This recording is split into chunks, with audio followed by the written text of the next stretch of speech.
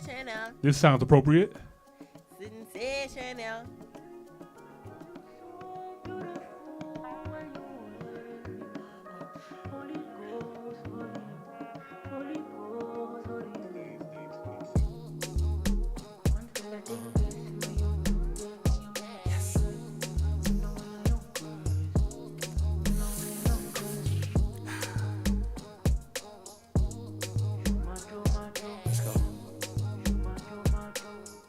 Y'all missed us? How you feeling? Sensational. Yeah. What didn't I do for you, girl? And I know, and I know, and I know. Act the fool for you. Love like a riddle. Yeah. Give me that blues like a riddle. Oh, wow. Laugh is a little. Yeah. Life's pretty sweet. Can't be bitch. Tell me love her to the morning. Nah, nah, nah. Love her to the nighttime. Nah, nah, nah. I don't get nobody. I don't get nobody. I think I But you can. give me body. I won't tell nobody. Girl, she wears clothes. Now she want me pool skirt, so me pool skirt. Ballet girl, she wears schools. You see, it's obvious, it's obvious. Sensational. Big Chief in the building. What's poppin', bro? What didn't I do for you, girl? And I know, and I know. Vibe out with us real quick, man. Love like a riddle, yeah. Give me the clues to the riddle. Oh, wow, oh, laugh just a little, yeah. Life's pretty sweet, can be bitter. This one, she's fine. She want this, then she got this. She know fit control them, yeah. She dance it, she wind it. She make me want give her body back shots, body. Give her body back shots, body. Give her body back shots, body. Oh, oh, oh, oh, oh. Back shit the way I jump for NYC. Yeah. Big girl, she carry the best I've seen. Yeah. Steadily ready, me assassin. Whoa. Sweet in my belly, you're like cake icing. Something jelly. Oh. Hello? Alvin! What's up, man? That's Cora. Cora. The hell's going on, man? Hello? Oh, that. What'd I do? It says look like you're listening to on a different device. Where do you see that notification at? Well, it's gone now, but it was right there. Oh. I mean, I was, but now I wasn't. Don't interrupt me like that, Apple. Stingy ass. Okay, I'm like, what the hell Oh, Oxley got a new record out? Okay. I rock with Oxley. And I know, and I know, and I know. Act the fool for you. Love like a riddle, yeah. Give me the clues to the riddle. Oh, wow, oh, laugh just a little, yeah. Life's pretty sweet, can be bitter. Girl, I only need your outside dress. If you wanna pull up on my tape cassette, but put it wider than the internet. I'm a presidential if you Roosevelt to look. Goody goody, girl, goody goody, bam bam. I need you now, now. Put me on fire like a lantern. Girl, you taste so divine, and I wonder why Bro, you that was so a wild sound. Okay. I was like, yo, relax, brother, relax. You really just do that? Hey, Chief. Give me the clues to the riddle. Oh, wow, laugh just a little, yeah. Life's pretty sweet, can be bitter. Sensational, yeah. What didn't I do for you, girl? And I know, and I know, and I know. Act the fool for you. Love like a riddle, yeah. Give me the clues to the riddle. Oh, wow, laugh just a little, yeah. Life's pretty sweet, can be bitter.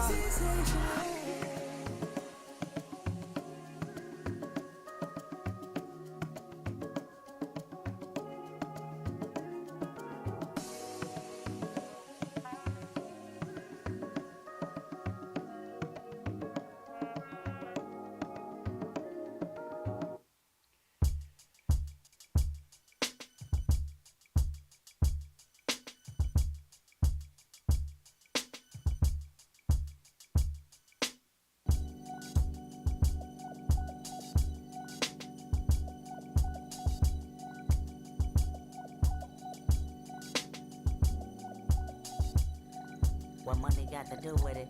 When I don't know the full definition of a rap image. I'm trapped inside the ghetto and I ain't proud to admit it. Institutional lies, I keep running back for a visit. Hold up. Get it back. I said I'm trapped inside the ghetto and I ain't proud to admit it. Institutional lies, I can still kill me a nigga. So what?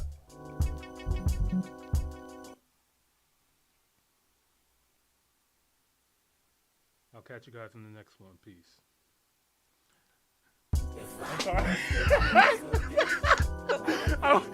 Yo, when you working 2 jobs, you're like, wait, are we signing out? You go home? My bad, y'all. Like, I didn't post my daily video today. I don't know if you guys follow me on my Instagram, but I'm doing a daily. I'm doing a juice fast, and I'm like posting daily and stuff like that. So I forgot to post my video. Life to be Absolutely. about the Do chocolate, your thing, crib, Coach. something for something, that's the obvious. get Oh into shit, that flow real so quick. I'll sick, be quick, don't you though. swallow it. Biting my style, your salmonella poison positive. I can just alleviate the rap industry politics. Milk the need some game turn up, up, though. never lactose intolerant. The last into remainder, a real shit, you know the obvious. Me, scholarship, Wait, no. wait, Streets right put me through colleges. Be all you can be, true, but the problem is a dream, only a dream. If work, don't follow it. Remind me of the homies that used to know me, now follow this. I tell you my hypothesis, I'm probably just way too loyal. K-Dizzle would do it for you. My niggas think I'm a god. Truthfully, all of them spoil. I'm Usually saying you're is, never like, charged. But I something ain't came people over with you once I everybody. took you The to least the I can fucking do is let it play BET his Awards. Right. On the platforms. Yeah, dope boy. This is the official Hustlers anthem. You getting money? Throw it in. Easy, let us play your music, man. Still smell the blow on my clothes like Krispy Kreme. I was cooking the molds. Like horseshoes, I was tossing the molds. Time to re-up, gotta recycle the flow. I'm emotional, I love the block. Hey, I'm so emotional, I love my Glock. Chance rules everything around me, so what's realer? By the thriller, call me a ghost face killer. It's kinda hard to be drug-free when Georgia Power won't give a nigga lights free. Switch hustles been killing them ever since. Get paid to tell the truth, dog, it only makes sense. When they play that new G's, all the dope boys go crazy. Now watch the dope boys go crazy. I pop my collar, then I swing my chain. If you catch me in the club, pimpin', doing my thing. When they play that new G's, all the dope boys go crazy. Now watch the dope boys go crazy. Pop the collar, then you swing your chain. All the gangsters in the street, they be doing their thing. Hey. By 18 the hard way, I have a humble nigga thinking about gunplay. Now who the fuck wanna play with guns? A lot of hoes, a lot of blood, dawg. Shit ain't fun. No. So I suggest you don't play with my chain. I see these hollers at you, let them play with your brain. The streets is wide, the name is warm. The product's white, a star's born. Pippin', I'm so fly. I take this parachute off, I might fall and die. Wrap the work like spandex with the latex.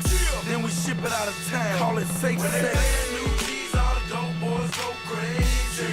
Now watch the dope boys go crazy. I pop my collar, then I swing my chain. If you catch me in the club, pimpin', doing my thing. When they play that new G's, all the dope boys go crazy. Now watch the dope boys go crazy.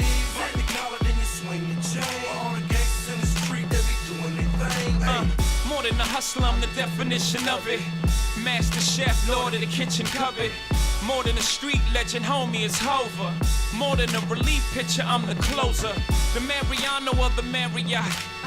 If money talks, the whole world about to hear me out. See, I'm a hustler's hope, I'm not his pipe dreams. So when they speak of success, I'm what they might mean. Attract money, my worst color is light green. My favorite hue is Jay-Z blue. Don't follow me, young, and follow my moves. I'm not a role model.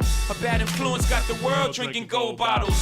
When Puff was in that tub spilling mo, I was at my video. We just warming up real quick, guys. We warming up. In my lifetime, nigga, go do your research. St. Let's go, Thomas, my man. nigga, that was me first. Chrome shoe, the GS, I came feet first. In the game, like a baby born to breech birth. I got the keys if you need work. I could kingpin you a line, the dime at a time. My niggas love it when I talk like this. My corporate people start bugging cause I talk like this. The corporate thugs is like, nah, ho, talk that shit. The dope boys go crazy when they hear that boy Jay-Z. See, I'm an 80s baby, master Reaganomics. School of hard knocks, every day's college. You ain't did nothing I ain't did. Nigga, pay homage. I pay the doctor. I spray llama still. The time will reveal, you know I'm being honest. You ain't pulled my coat yet, and I keep my shit in coat check. They say the truth shall come to the light. Bubble up, So nigga. Like, everybody that's grab like- your I didn't shades ask you all cause that. your boy that bright. When Good they night. play that new G's, all the dope boys go crazy. Now watch the dope boys go crazy. I pop my collar, then I swing my chain. If you catch me in the club, pimpin', doing my thing. When they play that new G's, all the dope boys go crazy. Now watch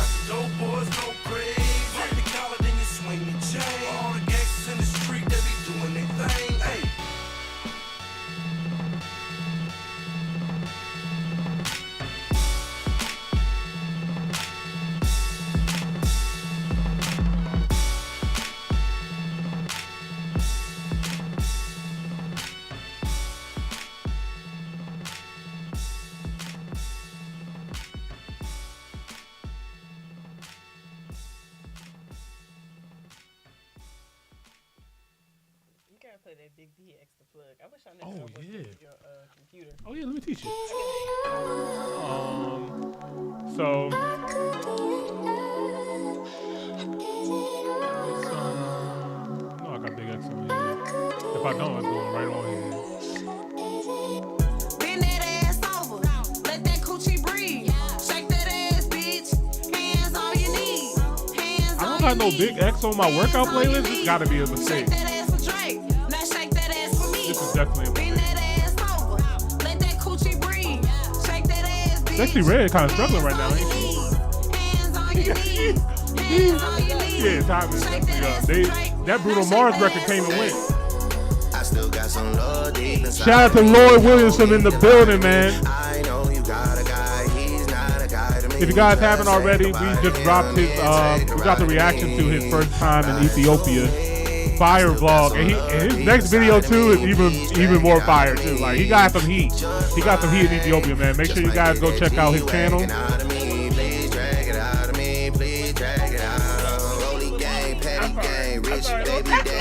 Love it, though. I was thinking about playing this tonight. You watched it without me. I know. I felt so guilty too. I was like, stop, but I don't want to. This money on my head, what is that to me? I put 100 bands on him, he put a rack on me. We from two different worlds, but it's a match to me. To bend it over, only time she turn her back on me for real. Bend that ass over, let that coochie breathe. Shake that ass, bitch. Hands on your knees. Hands on your knees. Hands on your knees. Oh, new song? Shake that ass for Drake. Now shake that ass for me. Bend that ass over, let that coochie Another breathe. deluxe? Shake that ass, Okay, bitch. shake your Hands on your knees. Hands on your knees. Hands on your knees. Shake that ass for Drake. Now shake that ass for me.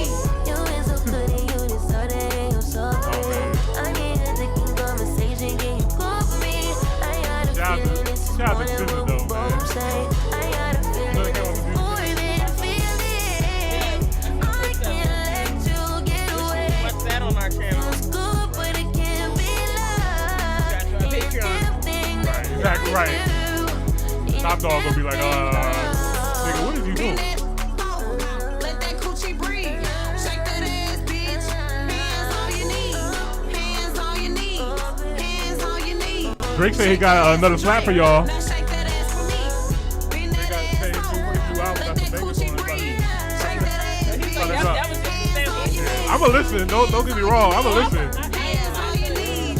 Shake that ass for Drake. Now shake that ass for me. You like my voice, I turn you on. Red I weed, have like that's 2 my or 3 thing. songs. He heard about me, know my song. I drive him crazy, can't leave me alone. Foreign trucks, I pull up 30 inches to my butt. Nails done, I'm fine as fuck. Niggas tryna see what's up. Baby girl. Yeah, the video was funny to me too. He's not letting that Kendrick shit up.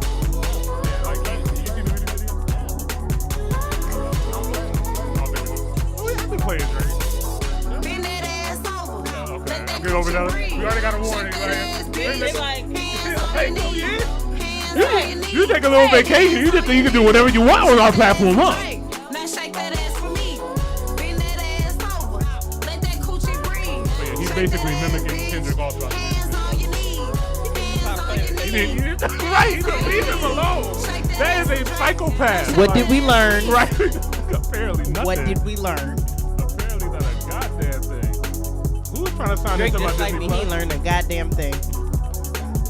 Right.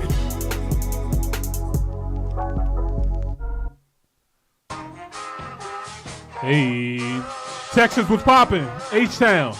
I gotta make my way down. I need to get back down there, man. Dallas. Top Hill, Texas.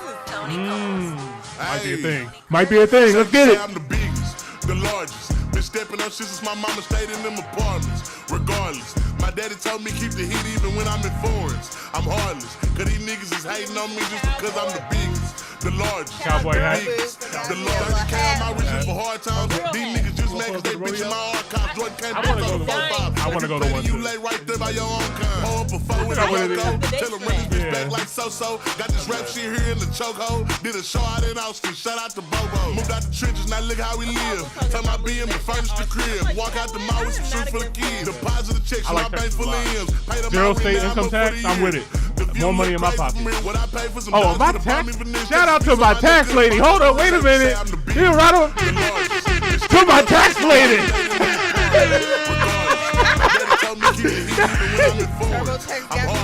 Look, man. I was terrified. I was terrified to find my taxes. Let my little brother roll him a Dutch. My little boy get whatever he wants. I don't know what she did. Lean on the nuggets and run. Spill the rest of that drink in a punch. Left Prince on some my head stunt.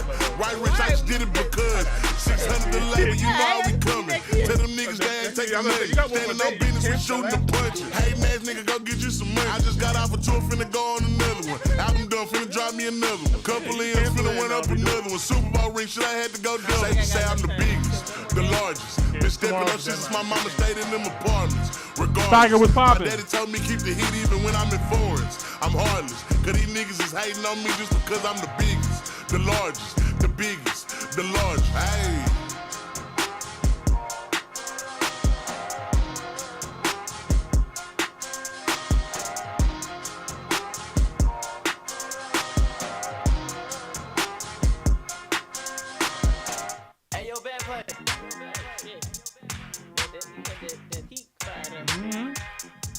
Reloaded. I think this is the song that I got hit in on. Bro, this is the first one? Oh, this yeah. This one a little whippy drink, but I think it was this one. Hey. I just went by the watch with a whole lot of diamonds to show how these niggas is my time. Took a trip out to Cali to hang with the Crips, make a play and get high off that Zaza. I say R.I.P. Kobe, a nigga so fly when I ball out, fuck around skydive. So much chicken on me, could've went by the Williams, the Rudy's, a big ass Popeye. In a whole different bracket, this life is immaculate. If you hit me for bows, then you know that I'm taxing. Keep buying clothes, that shit still in the packages. If he say that he robbed me, he capping me. Really no niggas throw sevens like Kaepernick. You not blind and you see that we have it. Known in my city, so no, I'm not average. Came a long way from dope in the can. Niggas know that I step in the game that I rep. Went to Solomon, I out the 10 for 600 on all our net. Paid it full like Mitch. Really having this shit. Got out that stuff, started rapping, and 6 months later I'm rich.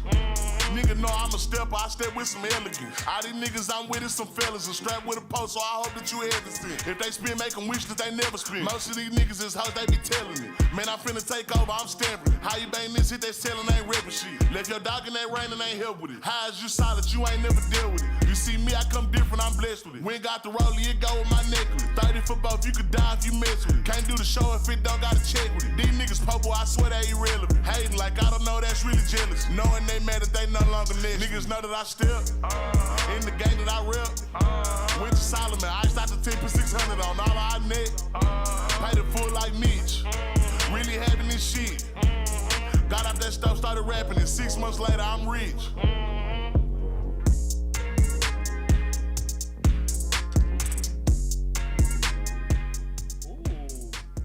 Taze and Letter just dropped another video of a road trip from Durban in his Porsche Cayenne.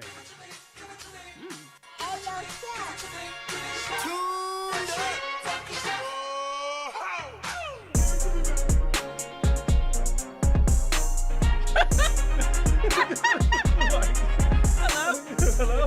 You there?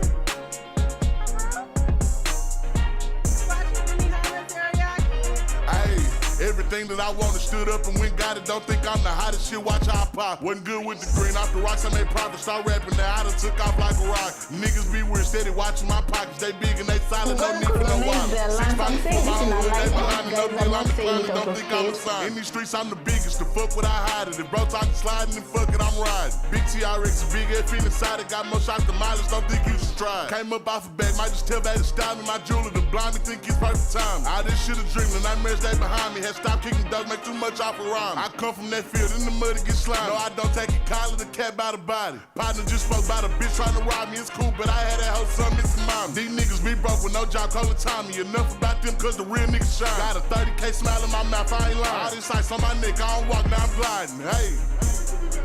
Rich nigga make cash off music. Broke the bank on my teeth, another band on my feet. Hit the club and I still went stupid. Throwing one sand.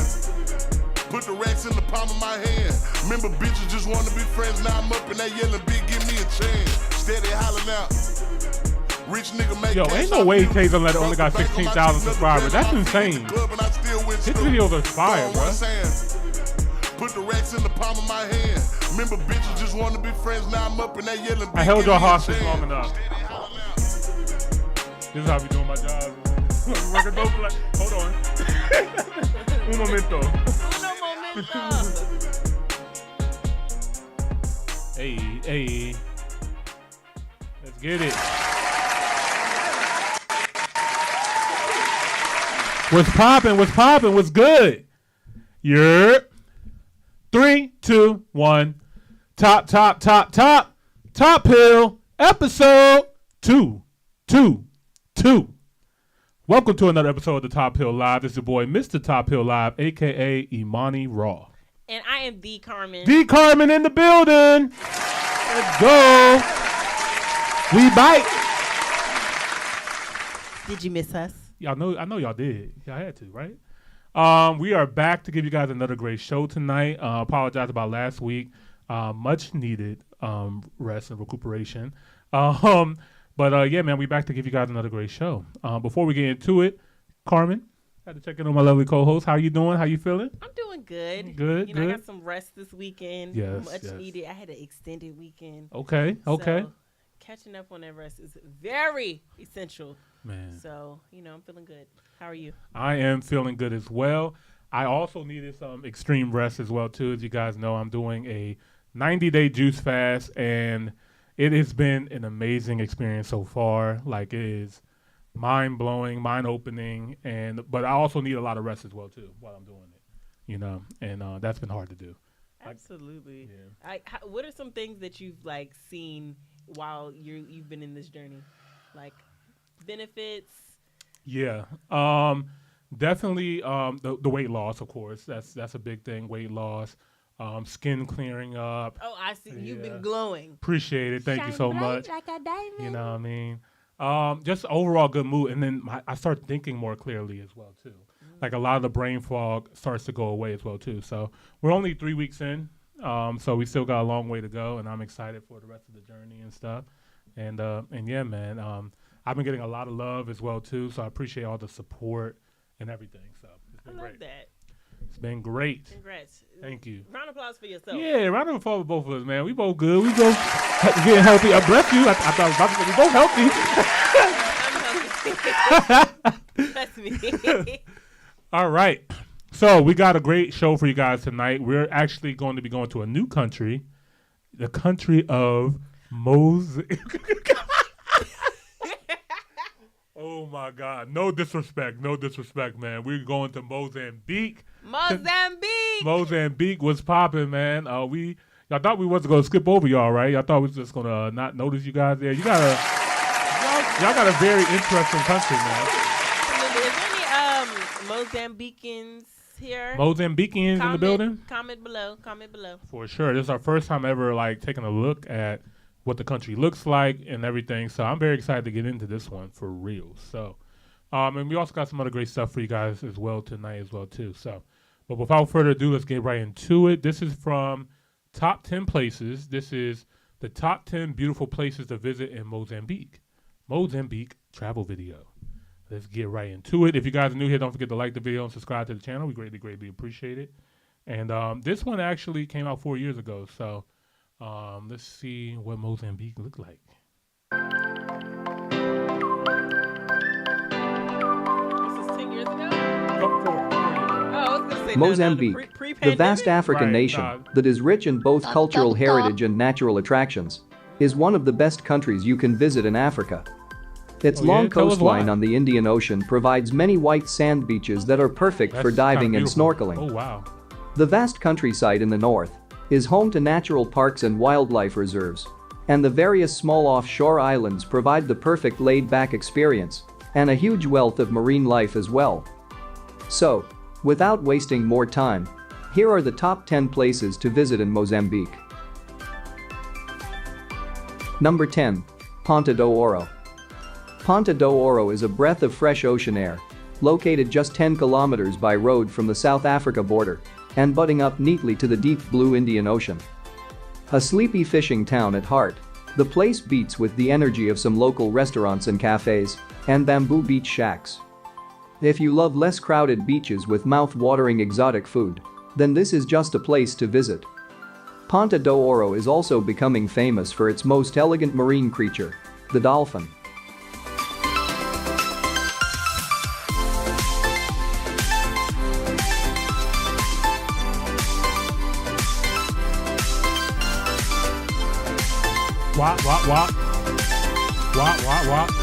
Number 9.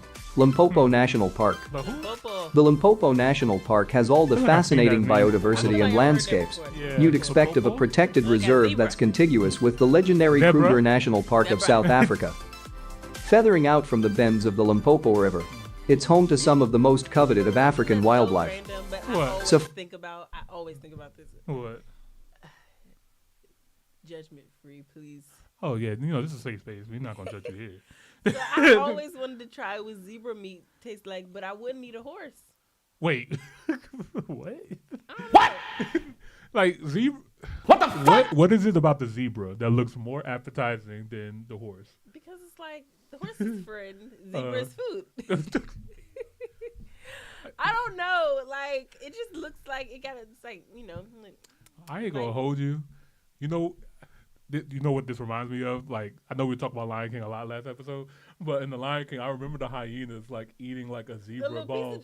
And I'm not gonna lie, they made that shit look good. I'm like, okay, wait a minute, I might need to try some zebra leg. I don't know. Like? Yeah, but I don't know. That's where I got it from. Okay, Steiger, you got me with the zebra meat. Oh wait, y'all actually got it out there? Yeah. I remember them saying something in the comments one of the other times. I think we touched on this topic before.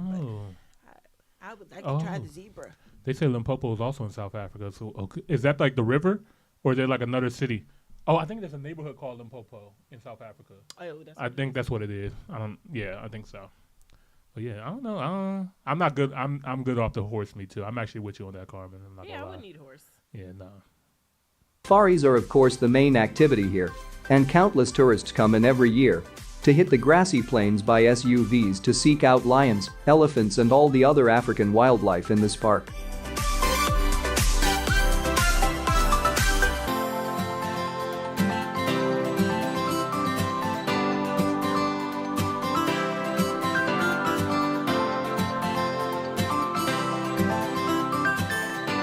Number 8. Pemba. Known for its gorgeous colonial architecture and pretty Portuguese-style buildings, Pemba attracts a lot of culture seekers every year. However, these buildings aren't the main attractions of the city. That honor goes to the strings of pearly white African beaches that run along the shoreline of Pemba. These magnetize huge crowds with their tropical sun and swaying palms, while the shimmering and naturally deep waters of Pemba Bay have become a must-visit for scuba divers across the world.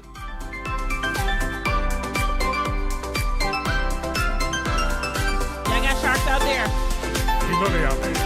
They definitely out there for sure.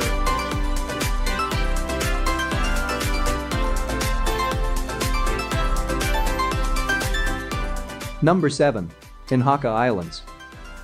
Facing the capital city Maputo, across the waters of Maputo Bay, the small fragment of land that is Nhaka Island is a curious little treat and a perfect choice for day trips to escape the heat of the city. Not too long ago it was actually a part of the East African mainland, while today it flounders out between its blooming gardens of corals. There are sloping beaches of yellow sand too, along with windy clusters of palm trees to wander. Remember though, reaching this island can be a bit difficult. This is the island off of there. It's probably because they have like a lot of low tide and high tide.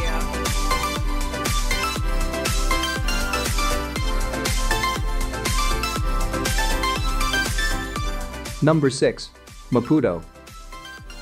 The capital of Mozambique is considered by many as one of the most beautiful cities on the continent, with its Mediterranean-style architecture and cafe-aligned streets beneath vibrant red flame trees. The markets are bustling with life, selling everything from fragrant spices to fresh seafood. There are plenty of museums, galleries and shops to explore. The 1910 train station, designed by a student of Gustav Eiffel, is one of the city's landmark buildings. Maputo overflows with culture and history and surely deserves a spot on your Mozambique itinerary. Is that bridge done? And then so can they help us out over here in Baltimore? Thank you.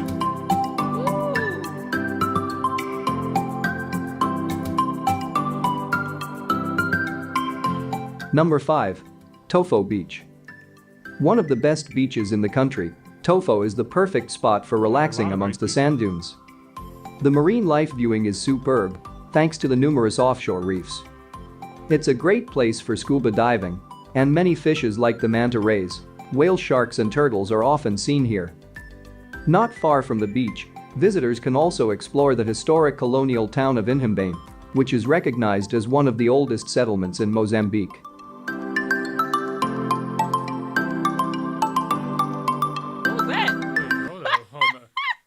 Nah, man. Speed past that, nah, like man. We got you. Hold up. We gonna catch you. Hold up. I got you. Watch this. What was that? Hold up, man. Oh. Damn it. God damn. Hold up. So if you pause video just to read this and go read my comment. Got us. Got it. Hold on. Do I got a Guardian button? Damn, I should have got one. Damn. Well. Damn. You got us. You got us, man. Hello? Oh, okay. So if you paused it to read, yes, I did. I did. Nobody knows you. That's actually smart. I ain't gonna lie. Yeah. Number 4. Gorongosa National Park.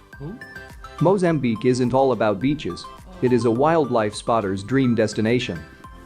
If you want to witness the African wildlife, then the best place for this is Gorongosa National Park.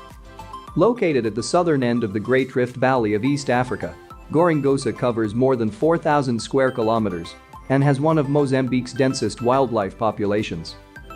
Thanks to a conservation program, the list of species here is vast and includes lions, elephants, antelopes, and lots of exotic birds to stare at all day.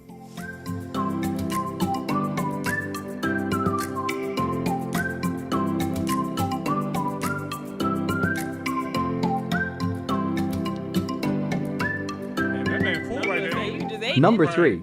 Corimbas Islands.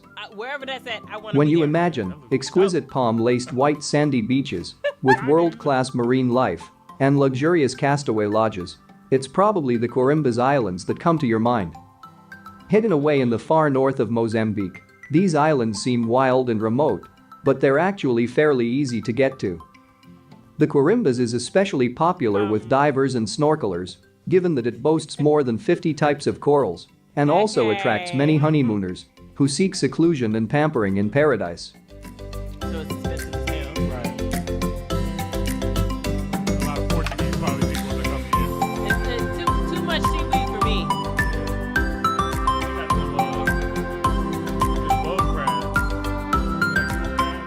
me. Number 2.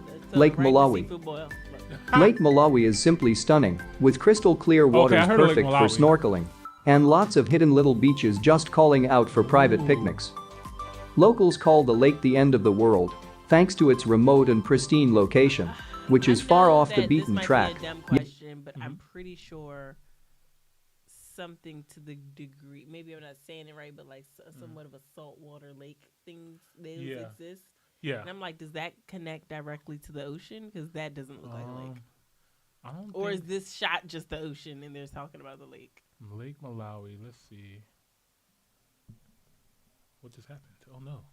Okay. Is link.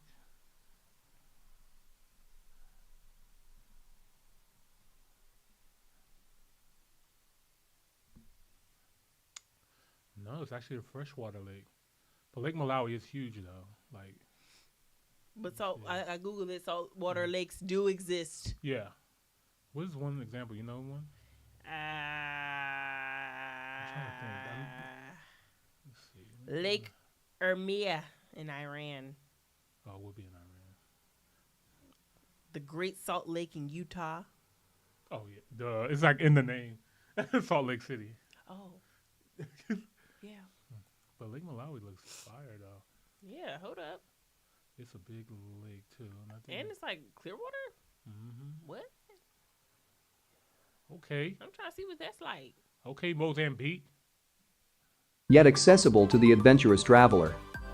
This wild beach paradise is beautiful and tranquil, with opportunities for water sports, canoeing, and hiking too. You know what other lake is At like night, really the star-filled night sky makes it all even more beautiful and utterly sublime. Shit's on Deep Creek. Oh, my bad. Lake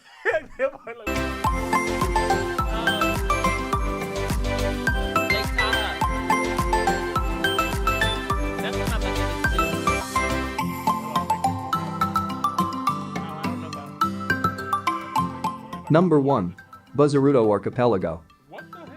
A stunning string of islands surrounded by peacock blue waters, with fragrant orange groves, unspoiled beaches and top-notch luxury lodges. Ocean life in the Buzaruto Archipelago is diverse, and explorers may as well see dolphins, whale sharks, humpback whales, manta rays and sea turtles. The waters here are protected, so it's a fabulous place for diving and snorkeling. Lodges here are all about sinking into that slow pace of island life, whether it's honeymooners looking for a private getaway or families searching for fun.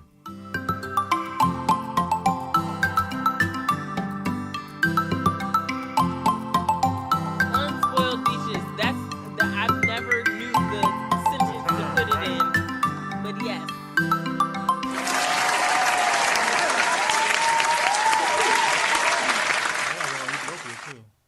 Let's save that for another one. That was a good video. Very informative. I agree. A lot of names that I would have never known. Pimba. Hoomba. This is fire though. I did not know Mozambique looked like this, honestly. So I didn't either. I really very beautiful. Don't know much about the country. Yeah. But it's very beautiful. And where it sits is like prime beaches. Yeah. And it looks like they have a very long coastline. It does. Yeah, look at that. Let's see. Damn. Oh, yeah, you got to have some nice beaches with all this coastline. Mm-hmm. Dang. Beautiful. Oh, and on the other side of that is Madagascar. Like, okay. Mozambique. Neighbors of South Africa, too? Mm-hmm. Okay. All right. I've seen Tanzania above it. Yeah. Yep. Mm-hmm. Okay. And then, woo! Look at the beaches. The wingy. And you got Kenya up here too. Mm-hmm. Shout out to Mombasa. Mombasa was popping, man. I got my Kenyan back on today. Hey. But yeah, man. I really enjoyed this video. Learned a lot about Mozambique. Definitely got me intrigued and wanted me to learn a little bit more about the country for sure. So. Tell us more, Mozambique. Yeah. We need all the Mozambicans to pull up and let us know what we should be looking at and checking out, man, so we can share it with our diaspora and friends, man. I seen a suggestion in the comments. You did? Uh-huh. I sent over a video. Okay. Shout out to Alvin. Okay, let me go ahead. I'm going to play the next one, and then I'm going to cue up the one that Alvin got. All right. I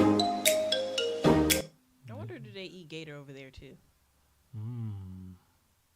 Or croc? Y'all eat that gator? I think they have crocs. Crocs? Is it gators just American? That slimy turkey? This. y'all eat that slimy turkey over there? I wonder, does gator and croc taste the same? Cause I don't know. They eat different things, right? Or I mean, kind of the same. Do they? I mean, I don't know. One got a fat nose and one got a skinny nose. It's like, do you prefer flats or drums? Maybe it's just different maybe like it's that. Like one of You a flats or drums kind of croc eater. Billy! All right. We got another video. Oh, shout out to our guy, Woda Maya, man. He said, you won't believe this is Mozambique. Oh, now Wody has been everywhere. Woda Maya, man. He has his foot all over Africa, man. So shout out to him. Yeah, shout out to him for sure. This was 5 years ago. So let's dive right into it. If you guys are new here, don't forget to like the video and subscribe to the channel. We greatly, greatly appreciate it. Let's get into it. Traveling in the motherland has really humbled me. There is a saying that it's a rainy day, don't listen to what they say, but go and see things for yourself. Facts. Go live your life learn something new and make sure you explore. Traveling in Africa has really opened my mind. This is Mozambique. Bem-vindo a Moçambique! Oh, okay. I can't believe that I'm standing in front of the great man who ever lived. I personally have so much respect for this man because he was the one who redeemed its people from almost 500 years of colonization. Samora Moses Machel. If I am here today, you and I need to pay respect to this great man. Wherever you are, be on your feet as we use the national anthem of this beautiful country to honor the great man who ever lived.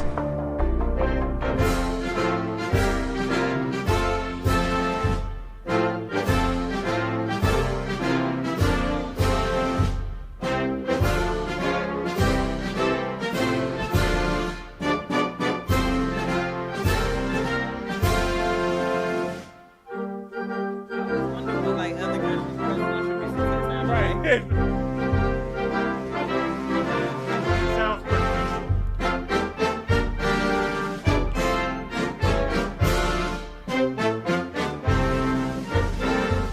I'm always down to salute somebody that freed his people instead of somebody that slaved people. But anyway. Welcome to Mozambique, specifically Maputo.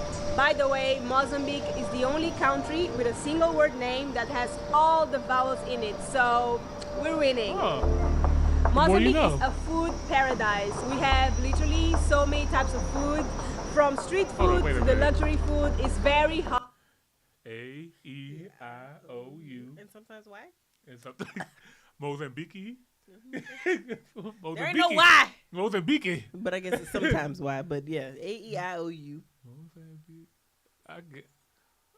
Okay, I'm thinking about the pronunciation. I think they just talk about the letters. Yeah, I think. Okay, all right. I'm tripping. My bad, y'all. Y'all got it. My bad. Hard to decide what to eat because there are just so many flavors and so many good things to eat. And even today, after we film this video, I still don't know where I'm gonna take Maya and Trudy to eat. Ooh, Trudy's in the video. Mozambican nightlife is amazing. I've seen expats cry because they didn't want to go home just because of our nightlife. So it's pretty wild, but in a good way. You're gonna definitely have fun when you come here. In Mozambique, people are super friendly. Maputo to be specific, because this is where I live. We are super friendly. You can ask information to anyone at any time, anywhere, and they will literally drop what they're doing just to help you. So I would say Mozambicans are extremely friendly. So you're good. Oi, boa tarde. Isso é Moçambique. Gente, isso é Moçambique.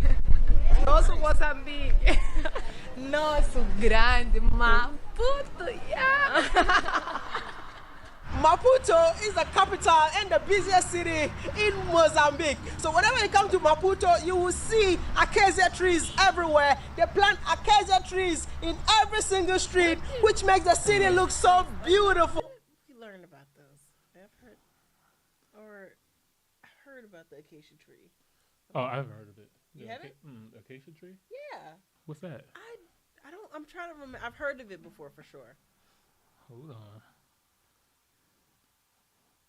Let's see.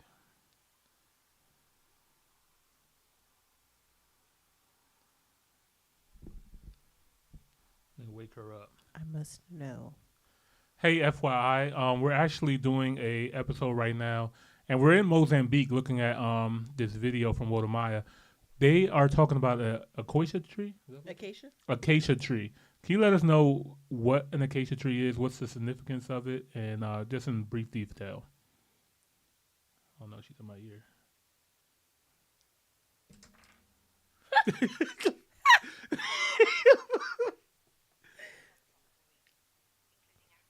Australia, and the Americas. In Mozambique, acacia trees are significant for their ecological, economic, and cultural value. Here's a quick overview. 1. Ecological significance. That's where I knew the acacia tree. That's the tree they had in the Lion King. Ah, okay. That's all. Yo, we might have to do. We have to do a Lion King watch party, man. Cause we reference Lion King a lot recently, man. I've been trying to actually watch the Mufasa movie. I'm gonna try to watch it. All right, my bad, y'all. Let's get back to it. The Portuguese is lacking. No idea what they just said. Let's see. Acacia trees in every single street, which makes the city look so beautiful. But what I found out in Maputo is that you will see so many cathedrals. Am I right? Yes, in Mozambique we have the many cathedral. This is the most famous one. The name is Catedral da Nossa Senhora Imaculada Conceição. It was completed in 1944 by the Portuguese. Okay. By the Portuguese. That's their new name. I'm calling them now Portuguese.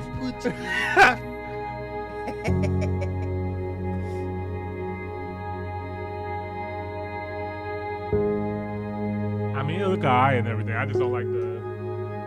I just don't like the appropriation. Keep that in Portugal. During the Independence Eve of the Republic of Ghana, Kwame Nkrumah said, and I'm sure that's the independence of Ghana is meaningless until there is a total liberation of the entire Africa. So when this country, Mozambique, gained its independence in the year 1975, they renamed all their streets into countries and also leaders of Africa. Where I am is called the Kwame Nkrumah Avenue, which makes me feel proud as a Ghanaian. Just let me know in the comment section if you have any streets in your country that is named after any African leader or maybe even a country in Africa. Shockingly, one of the world's most beautiful railway stations is here in Maputo, Mozambique. I know you won't believe. All you need to do is to go to Google and Google it, and Google will confirm. This time around, let me tell you about that Google. Oh my goodness. But when I go here, I realize that, man, one of the trains in here, one of the lines even connects countries like Eswatini, Zimbabwe, and South Africa. How cool is that? Trust me, this country got so many hidden gems that the world or even the people of Mozambique are not telling us. In Mozambique, they got the longest suspension bridge in Africa, which is 3 kilometers long, and this suspension bridge connects the capital city, which is Maputo, and Katambe. Oh my God. So let me tell you something you don't know. If you see the flag of Maputo waving, just look closely. Mozambique flag is the only country in Africa that has a modern arm, which is the AK-47 in it. It said don't what? fuck around.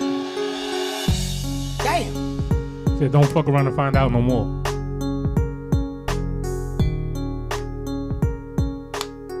Hey guys, welcome to Mozambique, the city of many waters. My name is Anne, a Kenyan YouTuber based here in Mozambique. Me and my family, we live here. I think this is the safest haven I have been into. Since I came here, I've never experienced any insecurities since my family and I live here. We use public transport. You know, my daughter goes to school here. We live, peacefully. I would encourage any African traveler or any person who is willing to explore Africa to come and look out Mozambique. We have the best beaches. We have, I think, honeymoon destinations for everyone. Looking forward to see you guys. Book that ticket and come see Mozambique for yourself. Thank you. Did you know that Mozambique has the longest stretch of the Indian Ocean here in Africa?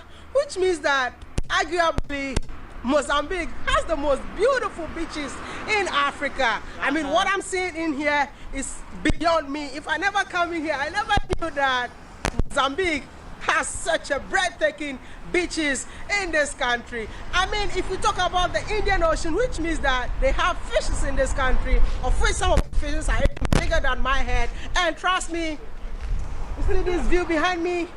They plant coconut along the Indian Ocean, which makes it so beautiful in the city. And if you really want to enjoy coconut, Mozambique is the best place for you. You know what time is it? It's almost 8 o'clock and I'm out here getting myself a sugarcane juice. And so many of you are saying that Mozambique is not safe. Hey, this place is safe. I mean, when we're coming here, you heard it yourself, right? Yeah. They told us not to come We in were here. scared of coming. I mean, Elvis was like, are you guys sure you are going to Mozambique? Because you had been told it's unsafe. It's unsafe. I mean, don't believe all these stories that you hear. I mean, coming in here, Bruno, I would say that Mozambique is one of the underrated countries in Africa. I can't believe. Chirac is People unsafe. don't talk about Mozambique. South Central And LA what is I'm unsafe. seeing, Red or wrong. I mean, these red or cameras wrong can color. testify. I mean, I'm not lying. And some people are saying that when we do these videos, we lie. I mean, cameras don't lie. Yeah. Brother, this is Mozambique. You have something to tell them. There's a place he told me you can even walk at midnight. Don't fear of being attacked or anything like that. This place is safe and there is lights everywhere, you know. It's 8 o'clock, people are jogging. I mean, these are ladies, you know. Ladies jogging at 8 p.m. I ain't gonna lie, that's here a in safe Mozambique. side. So this place is safer. Bruno, tell people to come visit your country. Just come visit. This is a very safe country. It's a very safe country. If you're watching this video, it's your boy Mr. Ghana, baby. Here it's me, Trudy, right here in the capital, Maputo, Mozambique. Elvis right behind the camera. We've been here for a week, and because of this man which is ruling the world right now, we have to travel back home. And then we'll be back in Mozambique to show you more of Mozambique. For now, we need to stay safe, like, share, subscribe, and be part of this awesome family. And you know what? I'm out. Hola, ¿cómo estás? I love Watermeyer's energy, man.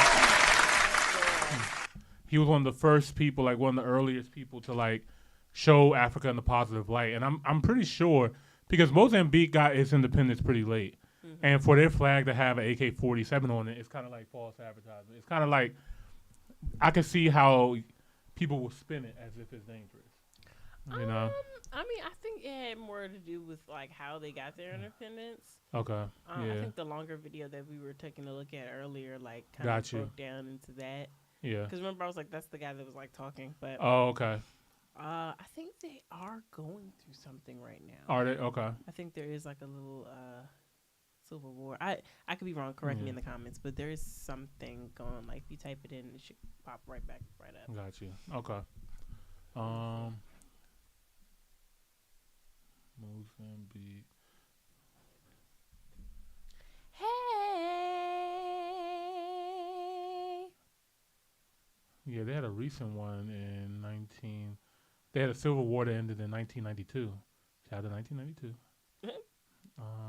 Following the ongoing unrest and insurgencies in Cabo province in 2017. Okay. What is the crime like there? Let's see. Mozambique crime. Mozambique faces complex crime landscape, including violent crimes, kidnapping, terrorist threats, organized crimes. Oh, the Al-Shabaab takeover. Al-Shabaab? Al-Shabaab. Oh, man. Right. I think that's what I was saying. What does it say about USA crime?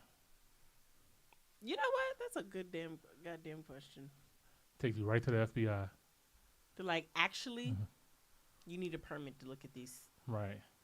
That's crazy. You type in another country and AI will tell you what it is, and you type in our country, and it's like, not too much. It's just like a little bit more complex than that. Not too much. Got a little too much dip on your chip. Right. Research the other countries. Facts. They got a lot of land too. Yeah.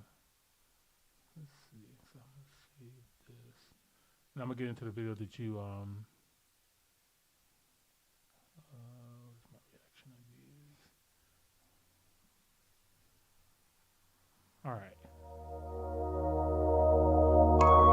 Elon? Oh, did you see all the ladies going up to space? Katy Perry and Gayle King. Hell was that about? What was that about? Can someone tell me? Like, oh my God, dog! What was like? Why? Oh my God, Why? that shit was hilarious. Why did we waste the jet fuel? Hold on, man. Gail King.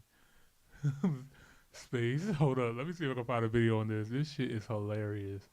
You know what? Let me go to TikTok. I know they got it.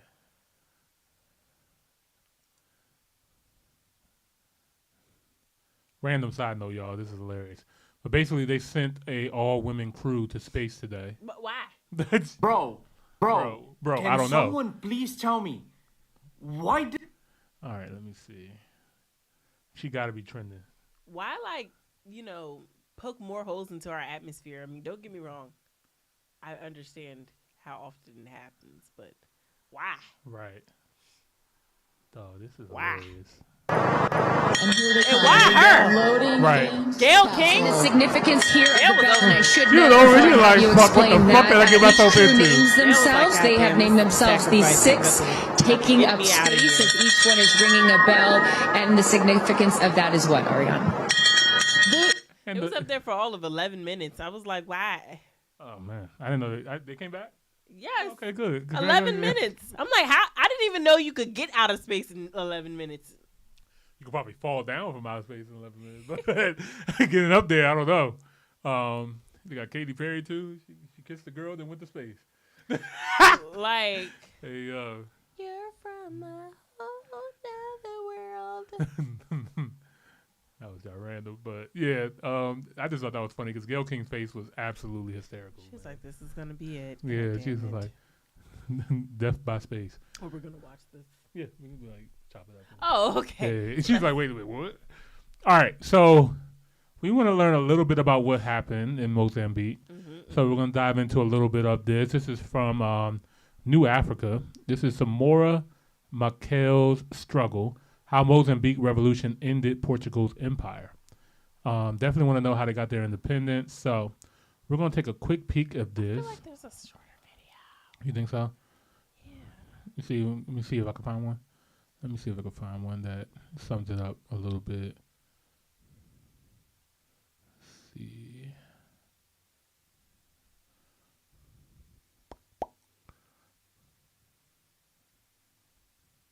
How long is this one? Oh, it's 10 minutes. Okay. Okay, brief history. Thank you. Now we're going to do a video on African biographics. Thank you, African biographics. So this is a brief history of Samora Machel, Mozambique's first president. So we get to learn about how they got their independence, man. All right, let's get into it. This is the shout out to Mozambique, man. If you guys are new here, don't forget to like the video and subscribe to the channel. We greatly, greatly appreciate it. Let's get into it.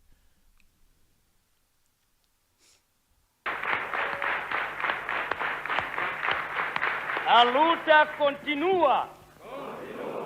A luta continua. Considered a charismatic and thoughtful leader, Samora Machel was a military commander and the revered first post-colonial president of Mozambique upon independence in 1975. Samora Machel was faced with the unenviable task of building his country during a civil war. This war was between Samora Machel's Frelimo and the Rhodesian and apartheid regime-sponsored Renamo. In this episode of African Biographics, we look at the life and legacy of Samora Machel and also a brief explanation of the Mozambican Civil War. Samora Machel was born in 1933 and was raised in the village of Chilembene in Mozambique. Machel's parents were forced to grow cotton by the Portuguese. Y'all being messy in the comments. Ain't no way. All right. So Steiger, I'm putting you on blast. He said Samora's Machel, that's Nelson Mandela's first wife's husband? First husband? First wife. Wait. Nelson Mandela's first wife. This is her first husband. Yeah. Oh, man, she's staying close to power, ain't she? Okay. Who is this lady? She said she got a type. Men in power. Shout out to her, man. Revolutionary. All right. And in the 1950s, their farmland was taken and given to Portuguese settlers. In order to avoid starvation, his relatives went to work in the South African mines under repressive and dangerous conditions. Soon after, his brother was killed in a mining accident. In the latter years, Samora would attribute the radical political stance that he developed not only from reading the works of Karl Marx, but also from the experiences of his family. Samora Machel that made attended a Marxism? Catholic mission school for his primary education, and by 1954, he had started studying in the capital city of Maputo to become a nurse, one of the few occupations open to black Mozambicans at the time. Samora began his political activities in a hospital where he protested that the black nurses were paid less than the whites who were doing the same job. He later told a reporter how bad Sound medical familiar? treatment was for Mozambique's poor by saying, "The rich man's dog gets more in the way of vaccination, medicine and medical care than do the workers upon whom the rich man's wealth is built." After 10 years as a nurse, Machel joined the Front for the Liberation of Mozambique, or Frelimo as it was called by most. Frelimo was dedicated to creating an independent Mozambique, so Samora Machel joined Frelimo in 1962. Soon after joining the organization, he was sent to Algeria for military training. In 1964, he returned to Mozambique and led Frelimo's first guerrilla attack against the Portuguese in northern Mozambique. Samora Machel spent most of his time in the field with these men, leading them in combat and sharing their dangers and hardships. His qualities as a tough soldier and a persuasive speaker won him favor among his fellow comrades. Samora also enjoyed the confidence of respect of Frelimo's president, Eduardo Mondlane. He would rise quickly through the leadership ranks and became Frelimo's leader in 1970 after the 1969 assassination of Eduardo Mondlane. The Frelimo Revolutionary Army weakened Portugal, and after the 1974 coup in Portugal, the Portuguese were forced to leave Mozambique. The new revolutionary government led by Samora Machel took over on the 25th of June 1975.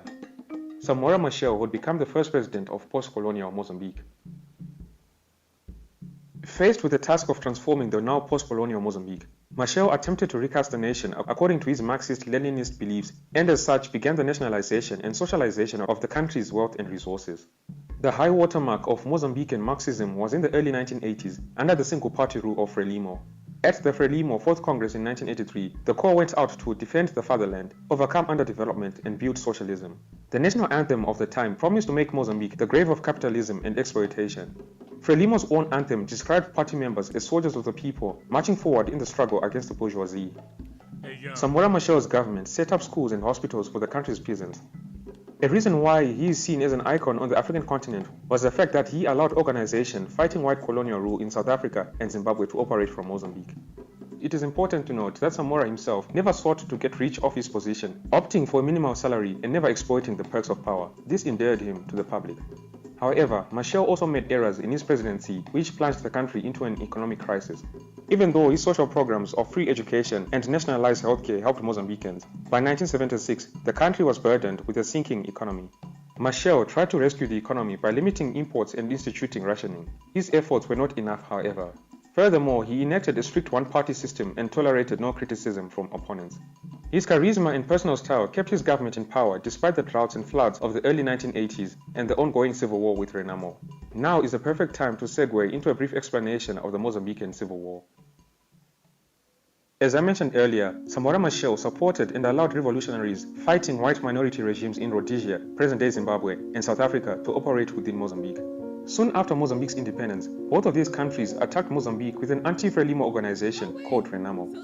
Renamo was formed in 1976 by white Rhodesian officers who were seeking a way to keep newly independent.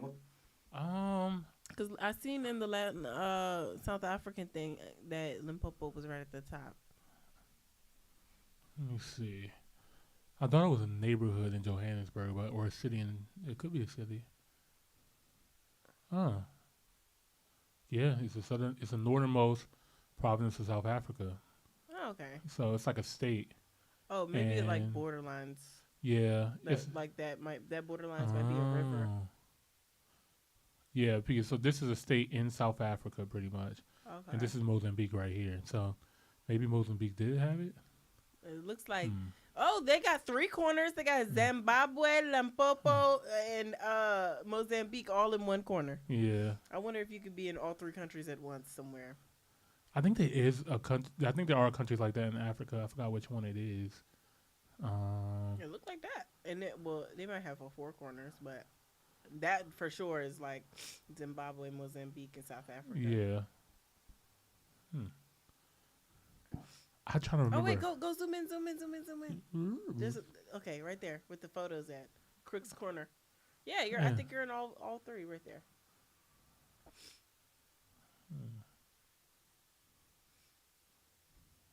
Oh, I think I remember where it was. There's another one too.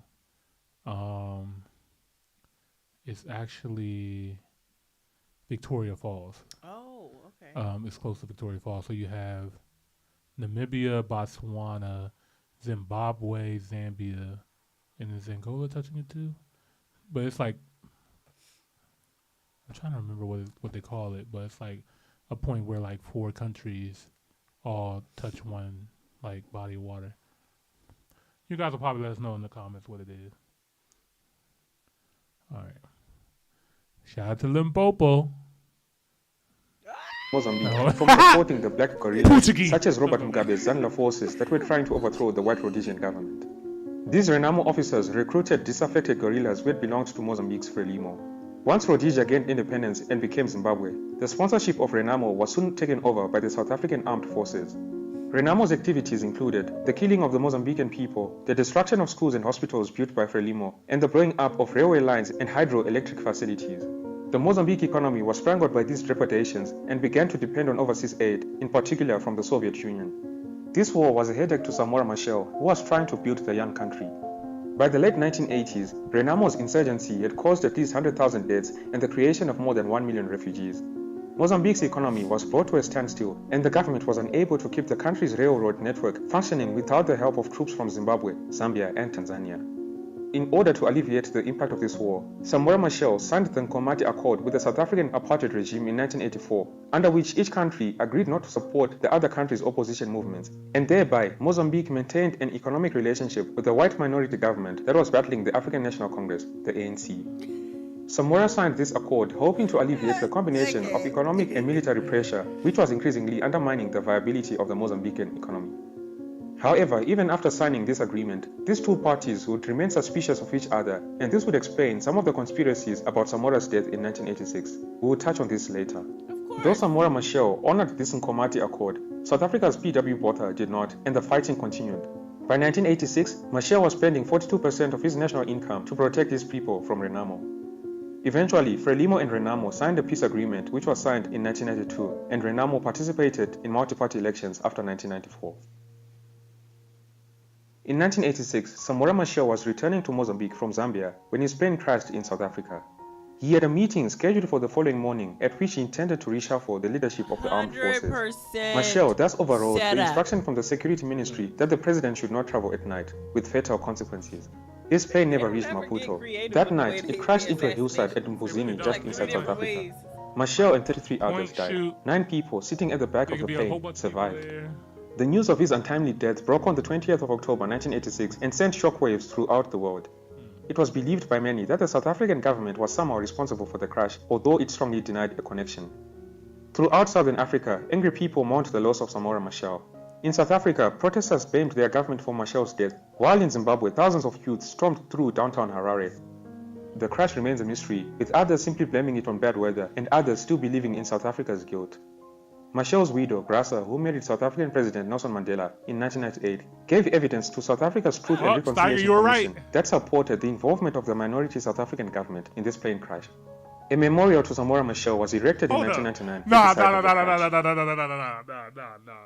Yo. She ain't wasting no time, did she? I know that's She right. Shireen them? Man, this is actually crazy. Like, your own... Alright, conspiracy theory. We don't know if this is true or not. But if your wife sets you up and then she, like, links up with your ops in another country, like, yo, she gangster. Like... I mean, was they ops or... I mean, they seem like they ops because they seem like... I mean, they killed them. The peace agreement. Yeah, but they were still, like, rocking with the white people. You know? And they had disagreements and stuff like that, so... and then there was the apartheid movement too. There's a lot going on right here. She did have that politician smile. It's gonna tell on you every time. Yeah, I don't know, man. That is kind of crazy. It's kind of wild. Let me run it back. Maybe I heard that wrong. This plane crash. A memorial to Samora Machel was others still believing in South Africa's guilt. Machel's widow, Grasa, who married South African President Nelson Mandela in 1998, gave evidence to South Africa's Truth and Reconciliation Commission that supported the involvement of the minority South African government in this plane crash. A memorial to Samora Machel was erected in 1999 at the site of the crash. Samora Machel will forever be remembered across the continent for inspiring other nations that breaking the shackles of colonial oppression was achievable. To honor his legacy, there's a large street in downtown Dar es Salaam, the de facto capital of Tanzania, called Samora Avenue. One of the largest streets in Harare, the capital of Zimbabwe, was named Samora Machel Avenue after independence in a gesture of gratitude for Samora Machel's support for black liberation activities before majority rule. Let me know in the comment section below what your thoughts are on Samora Machel's legacy. If you're new here, don't be shy to subscribe and to click the notifications bell so that you don't miss out on any new uploads. Thank you all for tuning in. This has been Tatenda for African Biographics. Until next time, cheers. Have a good one. Appreciate the info. This is a wild story, man. This is actually one I probably would dive deep in. That longer video, we might have to watch it like our own time or something like that. But very interesting story. I'm not over the white situation yet. That's kind of wild. How? That's wild if that's true. Sneak in some way, somehow. That is insane. Backdoor roaches. Yeah. Snow roach community. Well, doing they find is dirt. Right. They say if a man is strong, and it's hard to find some vices, women is typically going to be the last straw. That's how they got MLK too. But I'm starting to think I don't want to see them files no more. The MLK files. We might look at him completely different. Yeah, he's like the white hoes. Yeah. Snow bunnies. Yeah, MLK was rocking with the snow bunnies, man. But anyway, you have any other thoughts on this great man and his legacy and giving the independence to Mozambique?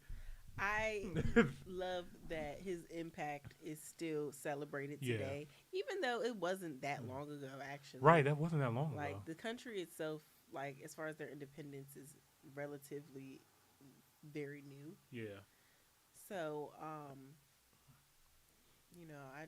I don't know who their current leader is, but,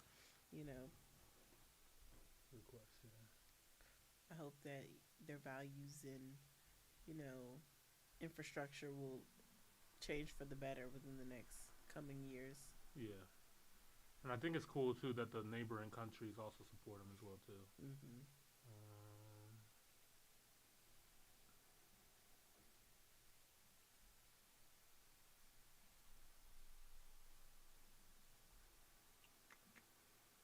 Chapo. Oh, man. D Chapo. What's up, Chapo?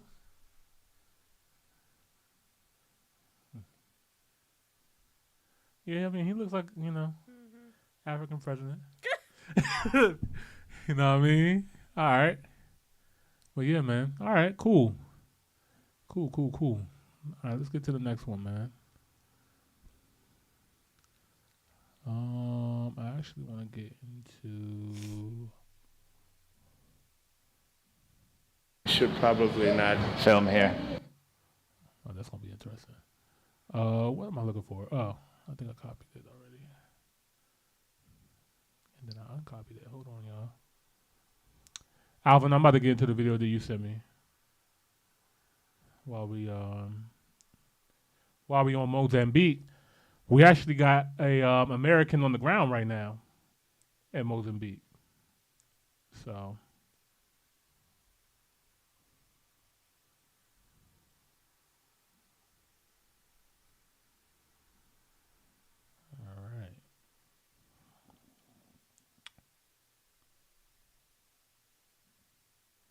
all right, let's get into it.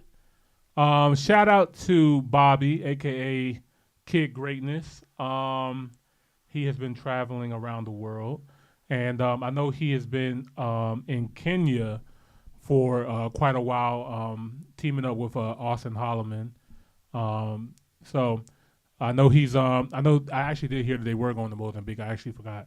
I didn't know that they actually had a video out already. So I'm very interested to see what does Mozambique look like today, and especially coming from somebody in the diaspora in the United States. So without further ado, this is also the first time us ever reacting to his video. So let's get into it. This is the first day in Mabatu, Mozambique. Was crazy by Kid Greatness. Let's get to it. Oh, and if you guys are new here, don't forget to like the video and subscribe to the channel. We greatly appreciate it. I'm going to go ahead and subscribe to his channel on top here. Shout out to you, bro. Let's get to it. Hey. Oh, I know this song. I used to use. It's your boy Kid Greatness, and welcome to Mozambique. My first time in Maputo, and it's looking interesting. When we first pulled up, it was like a ghost town, but I think we're saying in the luxury area. I'm gonna get more on that. There's a Mercedes going by right there.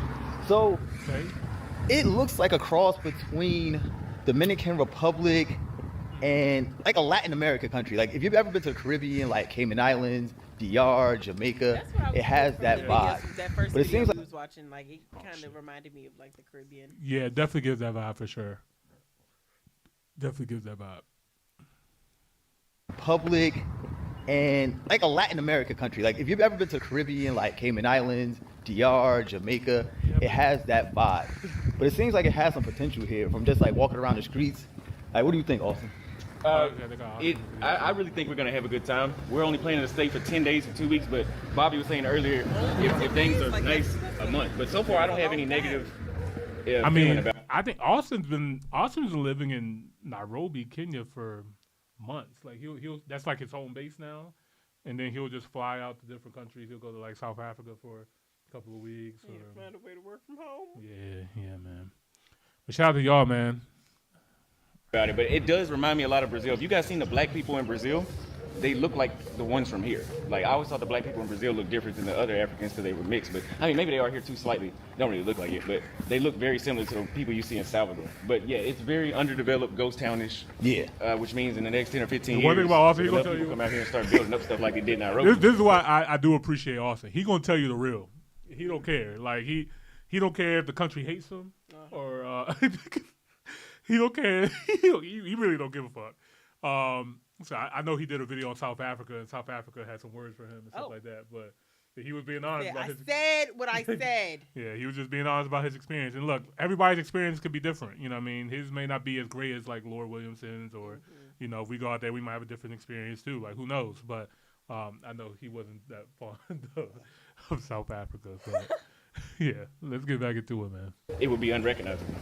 Yeah, that's actually a good point. Like a lot of these spots here in Africa, it's like a blank canvas, except for South Africa. South Africa's a solved puzzle, but it seems like the more I explore around Africa, the more I see there's more opportunities. Yeah, very nice building right here. I mean, the roads look clean too. That's another good sign.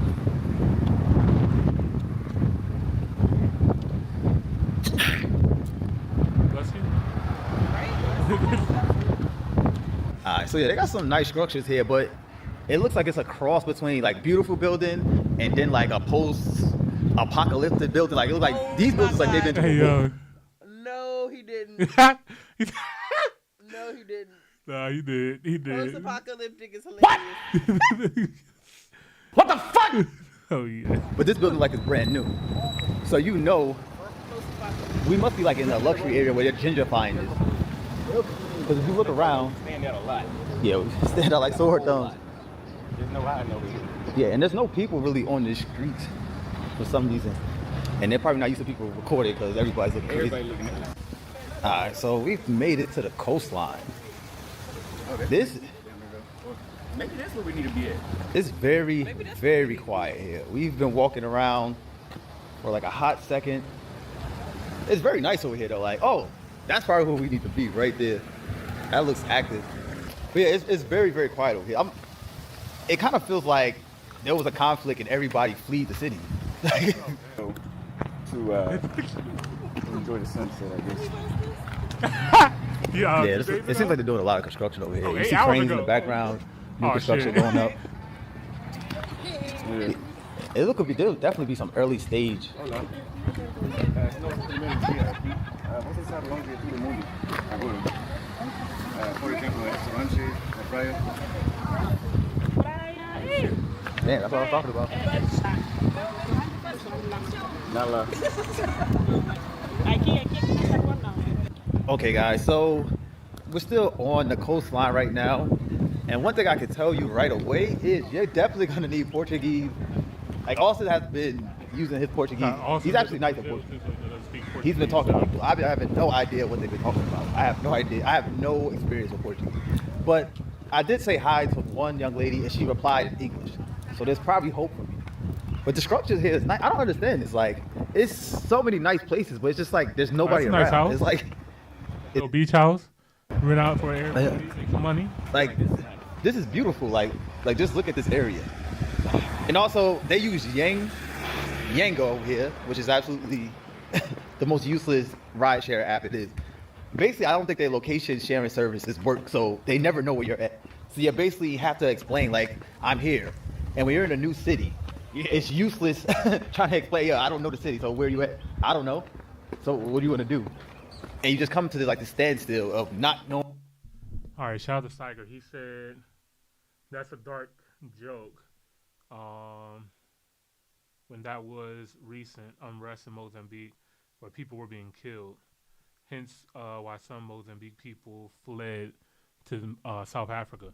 Yeah, I did hear about like a lot of Mozambicans being in South Africa, so maybe they got away because of the conflict, and maybe that's why it is a apocalyptic. Right. Yeah. Well, sometimes, you know what? I'm gonna say mine. Sometimes you gotta destroy the build. I'm sorry. Oh. That's what Rwanda did. That's Yeah. what, you know what I mean? Like, unfortunately, but hopefully they can rebuild and, come back stronger. So he said that was in December 2024. That was last year. A couple of months ago. Yeah, I was gonna say that was a couple months ago. On where to go. They don't know where you at, so you just sit there. So now we're walking around. I don't even know where we're walking at, but they said we have towards the beach. So he told us to walk down this street so we can actually meet the driver.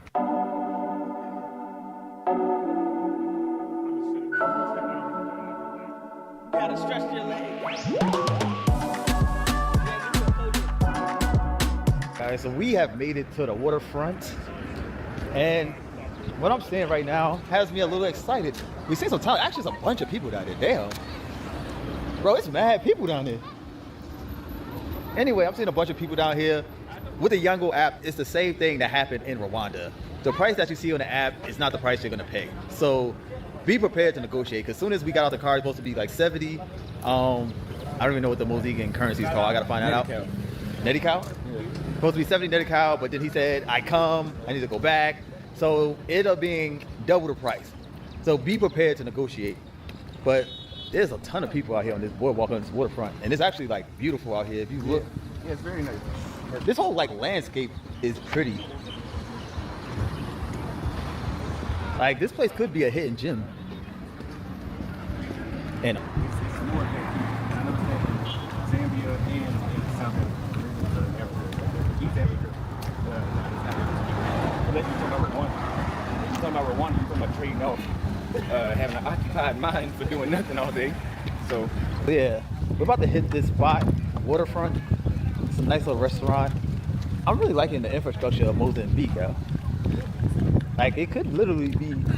Like, I just keep looking at this background. Like it's hilly, it's close to the water, it has good weather. It looks like it has a lot of potential here. I can't wait till Nairobi get their infrastructure up to this level. Because if Nairobi had this infrastructure, would made it like walkable. Like you see, you can walk up and down. You have to Uber everywhere.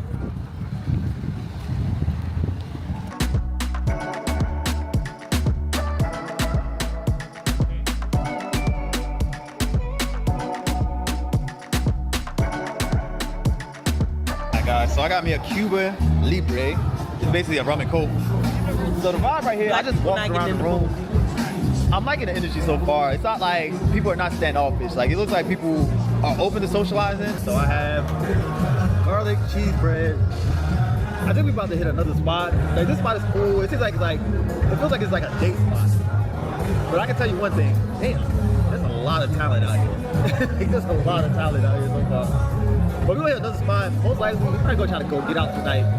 It is Sunday, so I don't know what the vibe is, but we're gonna make it do what it do.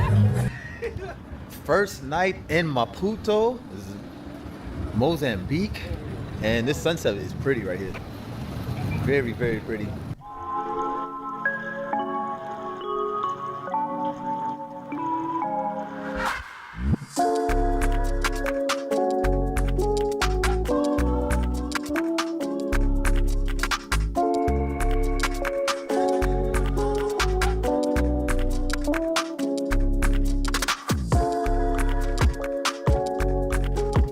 Guys, so we got dragon roll sushi right here. I think it looks actually delicious. The Kenyan chicken or the Mozambique Fresh as hell. Fire right there, bro. A little fire.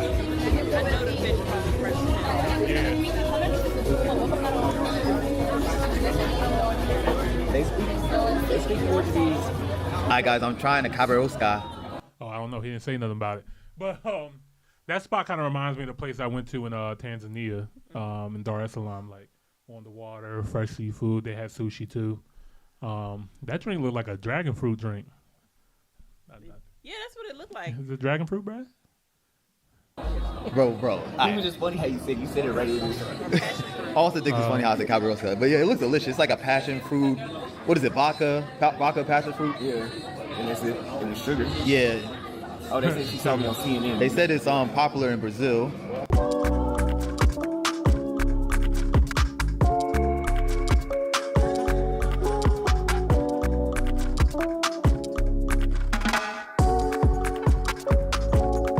Yeah, go, Auntie. Go, Auntie.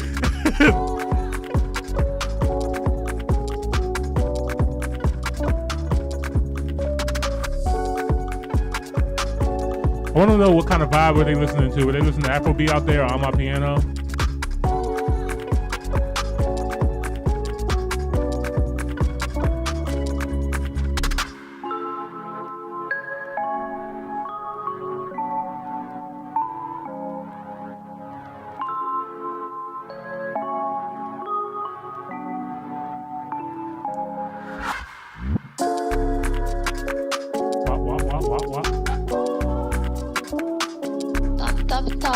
My first impressions of Maputo, Mozambique is this place has a ton of potential.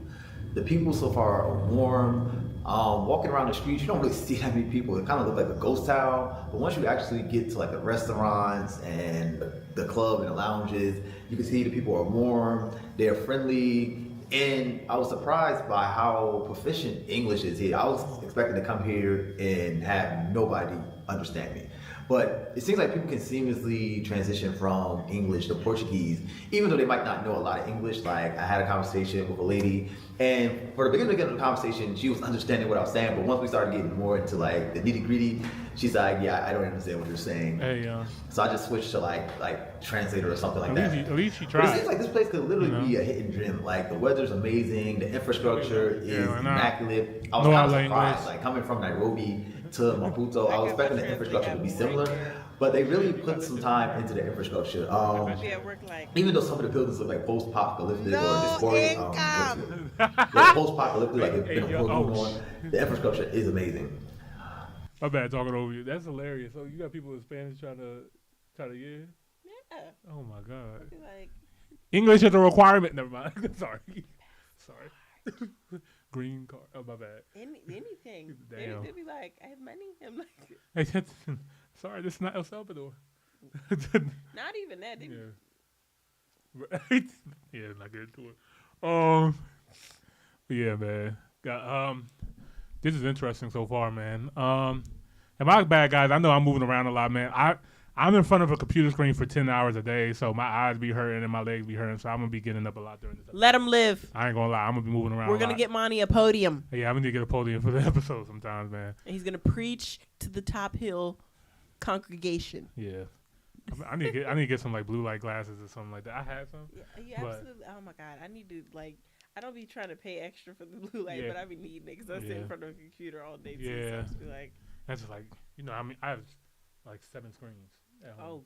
And then I come here and I say, big screen right here. I'm just like, my eyes hurt. Ooh, yeah. No, not good. Overstimulation.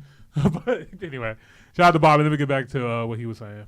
I really want to spend more time here. I'm going to keep exploring Maputo and seeing what it is. If you want to catch it live, definitely turn on post notifications because I will be going live a lot here in Mozambique.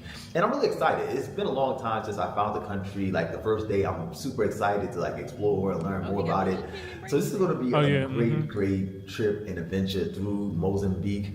If you want to support the channel, definitely like, subscribe. If you want to also support the channel, you can Cash App, $K Greatness. And remember, this is your boy K Greatness, and you can't rush greatness. We out. Shout out to Greatness. great to get a good, realistic first impression, and we just got lucky. Shout out to Alvin for sending that video over too, man. That joint just dropped too.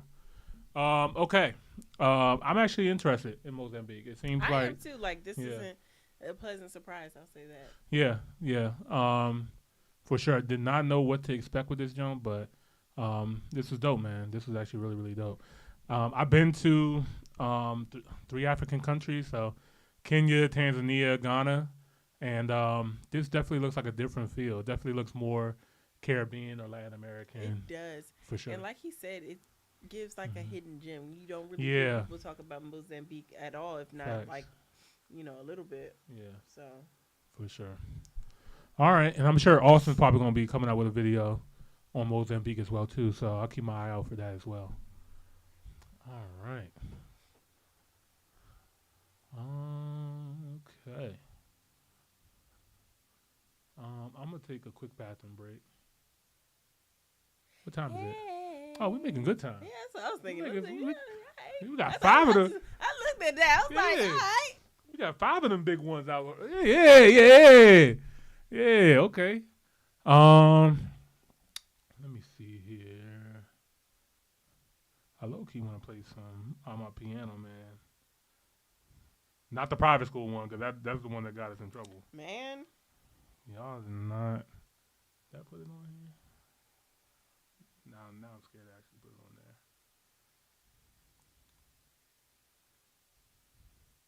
Hello? Spinning Wheel of Death? Hello? Sorry, you've been running through them, Jones. Yeah, I know, man. A lot of the videos today have been short, though. Not intentional. They just, they kind of short to the point.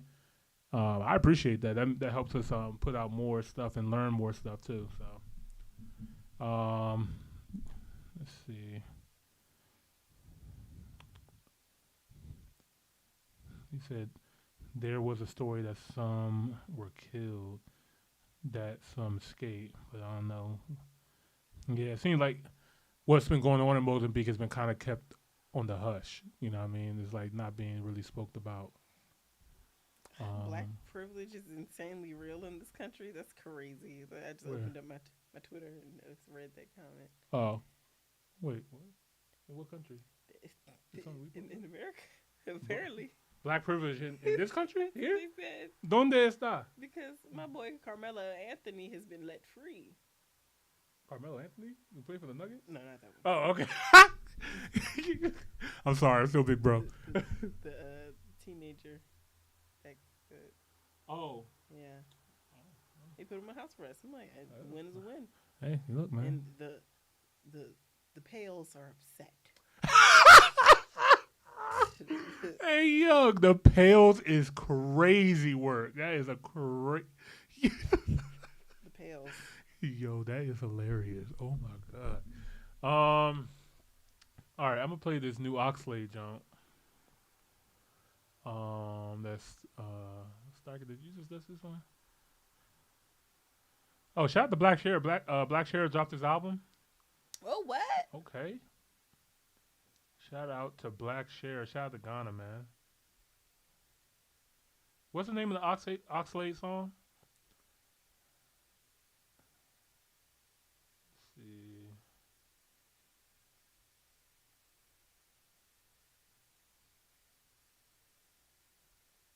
Am I tripping? I know someone said Oxlade, right? Or am I drunk?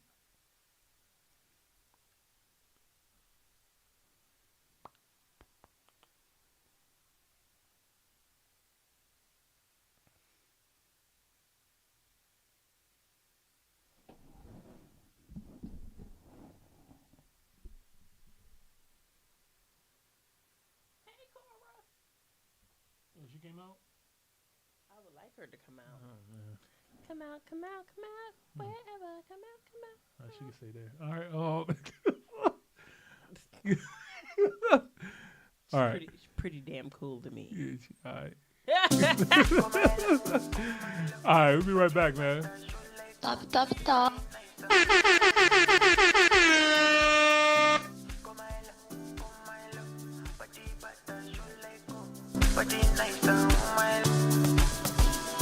Hey. Shawty bake and I get 1 minute of yours. The way they move with your bun, I feel make him a cry, of course. I'm not gonna no go tell me story. I want to chop your palm up. It's the way they carry.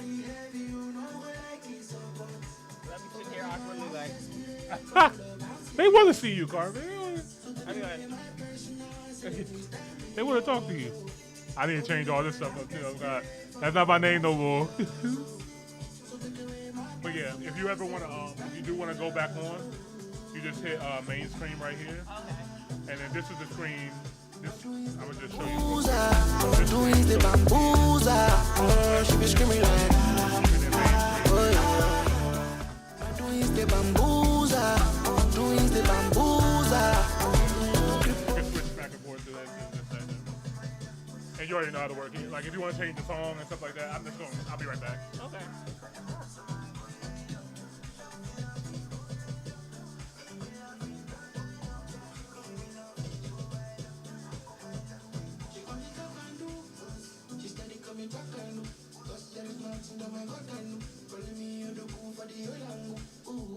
She call me Superman, but she steady at the car. She my type today I don't find you. I am not an answer me pronto. Cause baby girl I'm desperate for love, I'm serious. So take away my personal savings, 10 billion. Oh baby girl I'm desperate for love, I'm serious. So take away my personal savings, 10 billion.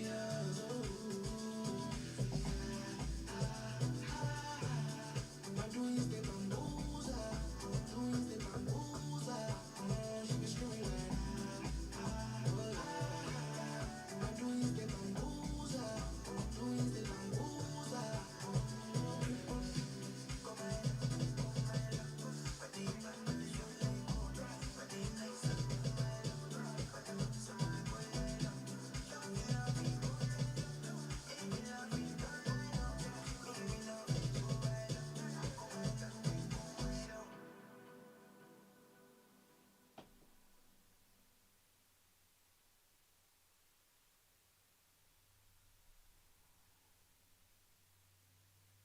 Where is the goddamn? I lost the mouse. I am no good. Imani is not in here. I'm over here looking for the mouse. Can't find it. Goddamn. Oh, okay. Let's see if I can. Okay, here we go. Yeah, yeah, yeah, yeah, yeah, yeah, yeah.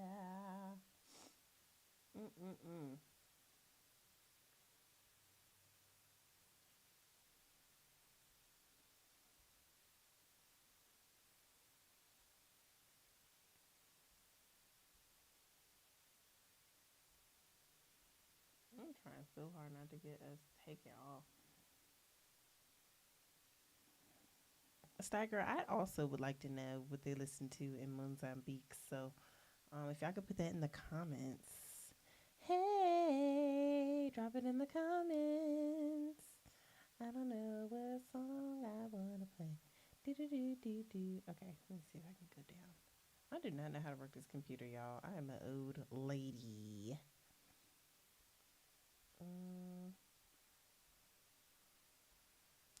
Let's go for this one.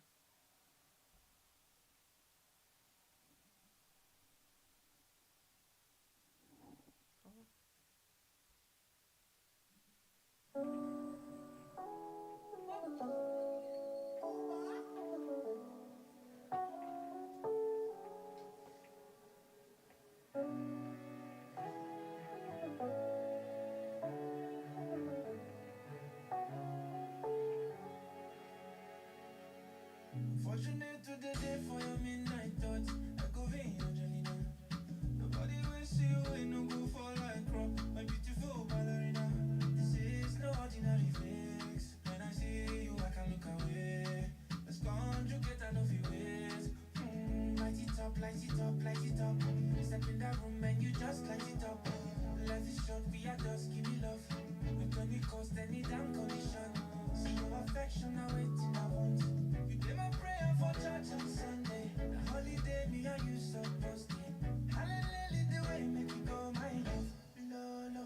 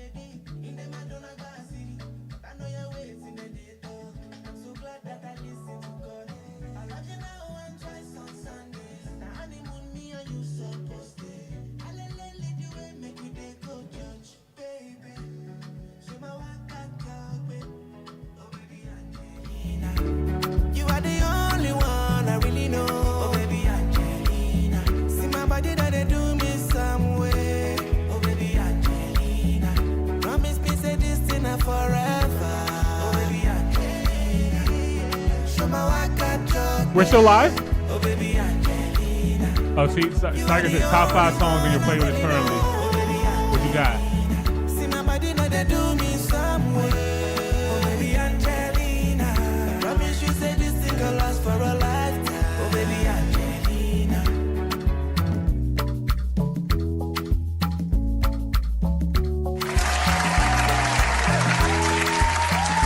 Tiger, I gotta get back to you on that one. I don't. What is kind of? That's a little hard for me. Hey, all right. Shout out to Mozambique once again, man. This episode was dedicated to you. We're gonna break free from Mozambique for a little bit, man. We're gonna jump around. We're gonna jump around. We haven't done a house tour in a while. I was just thinking about that earlier. Yeah. I literally was. I was like, I ain't seen no homes lately. Seen no houses in a minute, man. So, you know, I mean, our man Steiger got our back. You know, what I mean, for sure. He said, our guys at Let's Prop In just dropped. Oh. You know what I mean? We got this Spanish villa over here in Cape Town with unbelievable views. It's a luxury home tour. Maybe we should check it out. Hell yeah. Let's get into it, man. You guys are new here. Don't forget to like the video, subscribe to the channel. Let's get into it. Shout out to Let's Prop In.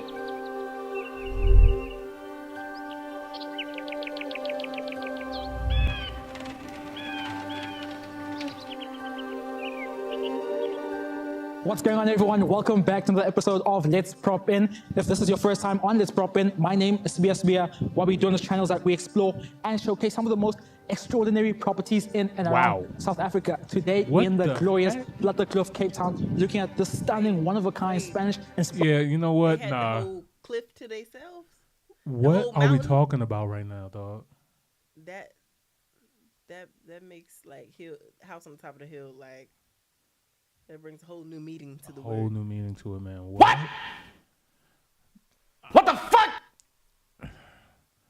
I've never seen a house like this before. This isolated. Driveway. Oh my goodness. I can't wait for this. I know we're not about to watch this, but I can't wait to see that one. I gotta see that one. That's crazy. I would make that a compound. Like I would just build up some tall ass walls. Nobody's getting in here ever. Have your own grocery store in there. You know, have your own farm and stuff. You know what I mean? Today we're in the glorious Blatterkloof, Cape Town, looking at this stunning, one-of-a-kind Spanish-inspired villa. This villa does have 13 bedrooms, 10 bathrooms, 3-car parking garage, but with 10 more secured parking on the motor court. On the roof, we're looking at 1,000 square meter on a 1,700 square meter plot. It currently is listed on the market for 28.5 million rand. Before we get into it, massive thanks to the list. Let's make sure we remember that price right there. You know what I mean? Woo! Make sure we remember that price, man. My chest just got tight. How much? He said 28,500,000 rand. So I thought he said billion, but he might have said million. Yeah, 28 million. Okay. Okay, that's why my chest got tight. I was like, wait. Okay, hold on. We're gonna save that price. You guys know what's gonna happen at the end of this video. Stay tuned. All right, let's go ahead. Agent Shane for giving us this opportunity to share his beautiful listing with you guys. I'll put all the listing details down in the description. I'm so excited to share this beautiful home with you guys. That it is an architectural style which we've never showcased before. So I'm excited to see what you guys think about it. And if you are a buyer looking to purchase that dream home that you've always wanted to buy, or you are a seller looking for a seamless transition, make sure to reach out to LP Realty. We'll be more than happy to help you out. And without further ado, ladies and gentlemen, I'm so excited for this one. The views are to die for. So let's prop in.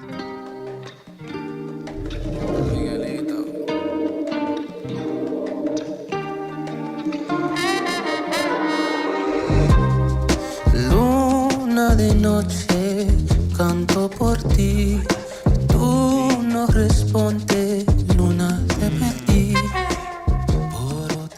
Right, starting the tour on the entryway of this home. I think this is the perfect entrance and the perfect way to see the Spanish-inspired architecture throughout based on this external facade. Beautiful external facade, quite pronounced lines, and with this sort of Tuscany tile roof type, it gives that Mediterranean Spanish style that you can see throughout. I love these Juliet-like balconies or window framing that gives this such an iconic Spanish feel throughout. Large motor court as you drive in from this beautiful trimmed out gate that easily rolls open and allows you to enter this large motor court. To my left, we have a pedestrian entrance, which also leads you to this motor court, but centrally is this beautiful figure here that we'll touch on. This grand entrance giving this motor court a central area to focus your eye on. But as you can see, the external facade continues. 3-car parking garage in front of us. And then here now we have an incredible detail. It's just an indication of the determination of the builder and the owner. So this home is owner built. The owner was inspired by his travels, thus creating this home. But looking at the determination at face value, Neo, this looks like an entire house. Yeah, I mean, I saw that and I was just confused about the wall that's on top of the roof. And we both thought it was an entire wing of the house, but because of just finishing everything off and giving this entire motor court sort of a perfect overall view, what the owner did have is install this large retaining wall, but also have a meter, sort of a meter area to create this front-facing look, which mimics a full-on house. But if you guys were to look closer, it's actually about 1 meter wide. But I love the finish here because it just rounds off this entire motor court in such a way which we've never seen before. Yeah, very unique. So in front of me here, we do have a guardhouse, which is nice for a home like this. But in terms of the area, we are in Blood the Club, very secured estate or very secured area, very calm and more mature area in these parts of the Western Cape. Arriving here at the central location of this motor court, as you arrive with the car, you can already imagine when there are events here, your car is immediately drawn here. You park here, the guests come out and you walk into this beautiful entryway. But I love this moment here as it just anchors this entire moment so beautifully. Large sculpture, 2 lion sculptures either side, greenery, water feature, and all the sculptures and all the artworks that you will see in this home were handcrafted and handmade, which just, when we speak about luxury, a lot of the time it's about the craftsmanship. How was that product created? How was that product manufactured? And a lot of the time it is handcrafted, handmade, hand-painted, which is always a value. Now, as we enter here, this is such a grand entrance. The amount of, the ceiling height, the amount of glass just hedging this entire area, staircase leading you to the top level where we'll find the bedrooms. But I love this architecture style. We've never seen architecture style like this. We normally look at modern homes. Yeah, I mean, usually we used to super clean lines. I mean, there's still lots of glass here, but the way it's been implemented into a traditional facade is just very, very cool to see. And the amount of natural lighting here is just incredible. But I love the flow of light from the entertainment area to this area, creating such an interesting moment here. But we will see the entertainment area in a bit.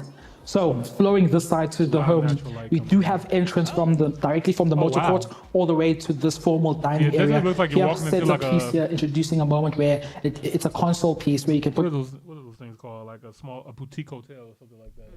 You know. All your ornaments, all your sort of greenery, pottery, all of them here. And then we flow this side, formal dining area.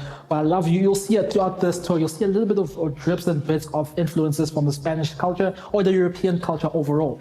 In front of us, we have this indoor pizza oven. To my left, gas fireplace finished off or hedged off by this beautiful countertop finish and a little bit of pop of color just to bring some interest into the space. Beautiful cladding here, giving you a natural feeling. And then this side, we do have a custom bar area. Again, finished off with this beautiful cladding, giving it a natural feel to the indoor area. In front of us here, we have an interesting sculpture. This was actually, there's a famous one that they have in Germany. So this is a replica, which was based off the original one, which they did have in Germany. So it's just an interesting figure to have in this home. The property is sold as is with the furniture that you can see. It's all included.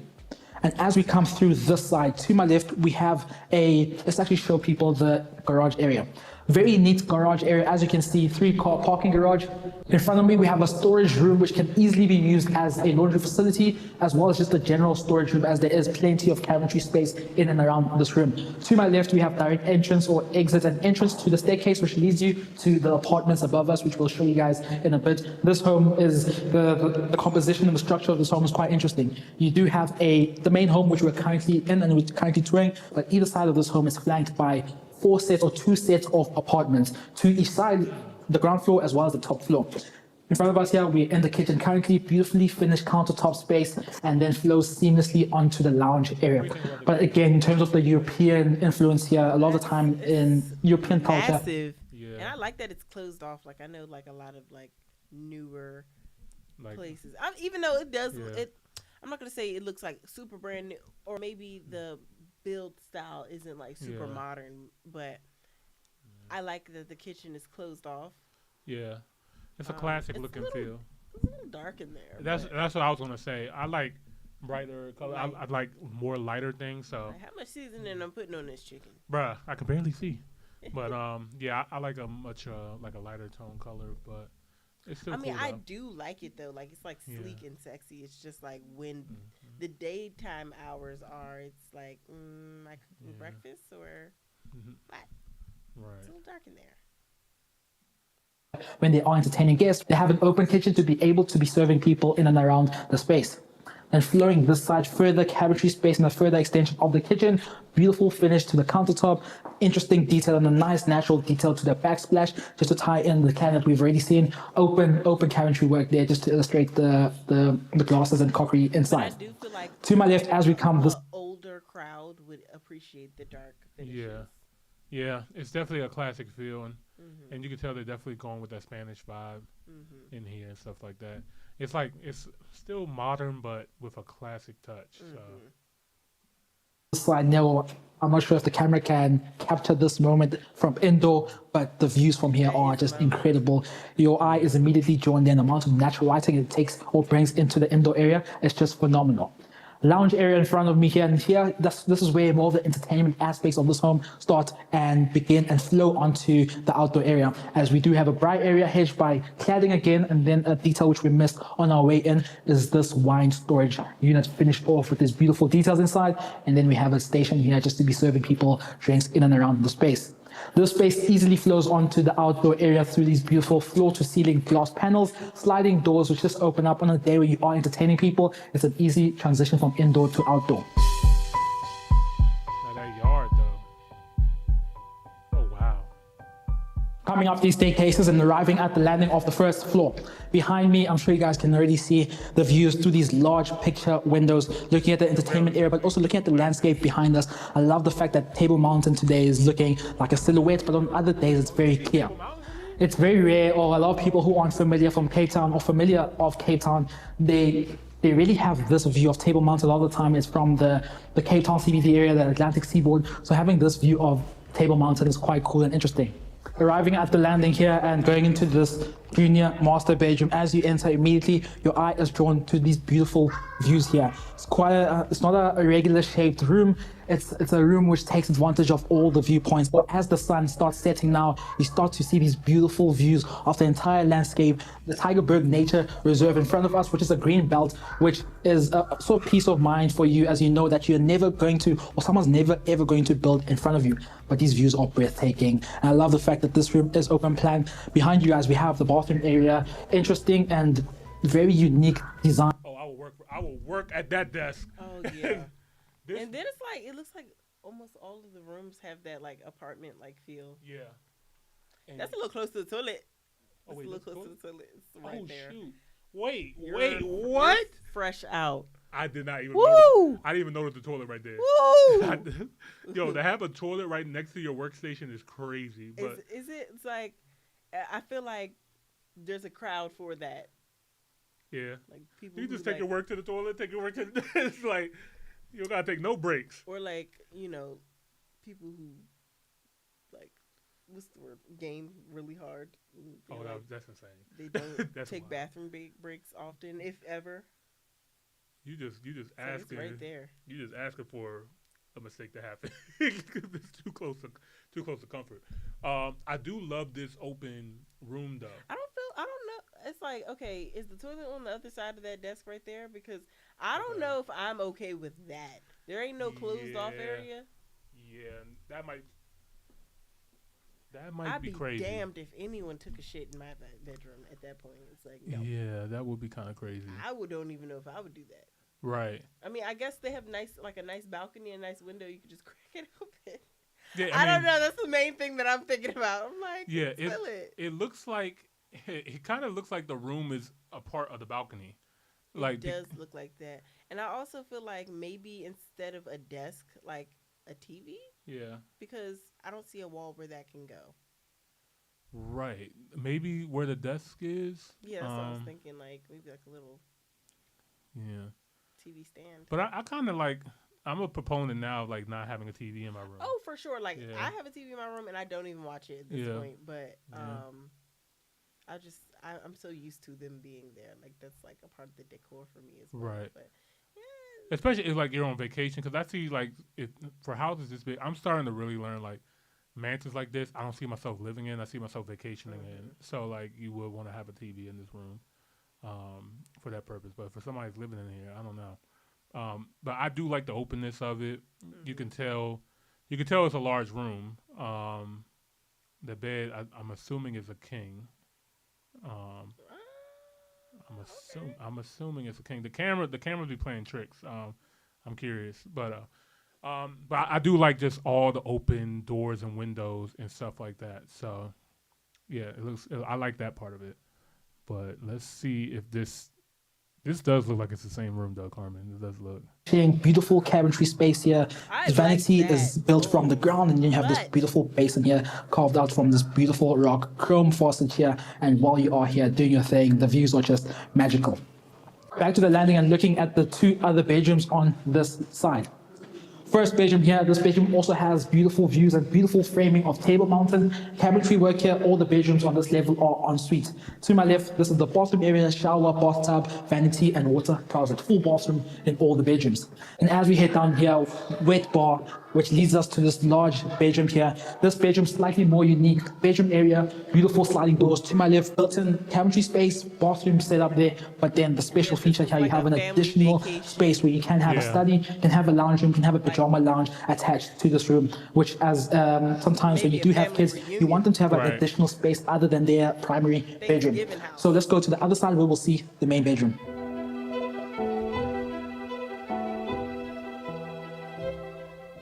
This wing takes us to the main bedroom, but before we get there, to my right, the door enters to the main bedroom, to my left, the bathroom, and let's start with the main bedroom. As you enter, you realize the grand scale of this bedroom, the views in front of you, the balcony with see-through balustrade that is attached to this room. But as you guys come closer here, just to see these views, waking up to this on a daily basis and having the sunset. We are currently in the summer months, so you're going to have a late sunset, and Cape Town has some of the most beautiful sunsets in the world. Entertainment area which will finish everything off, but just having this in front of you is just magical. As you can see, I'm walking around and you can just see the scale. Large bed area and then open plan to the bathroom. Double shower finished with this beautiful turb colored tile. Beautiful outlet here, very neat. And as we come this side, standalone or built-in bathtub rather. It's in a jacuzzi type of setup, different floating or different water features within. Water closet with a bidet, and then we have just a niche there or just a reveal there to store all your accessories. To my left, we have this vanity design, large mirrors, which then flows to this built-in cupboard area. Plenty of cabinetry space here, skylighting. So when you are here changing and just trying to decide what exactly you should wear today, you have view of the sky, so you're able to tell what the weather is gonna look like. In front of me, even from here, you're able to see a view through this beautiful opening here. And then to my right is the direct entrance from the walk-in closet to the entryway that we were in.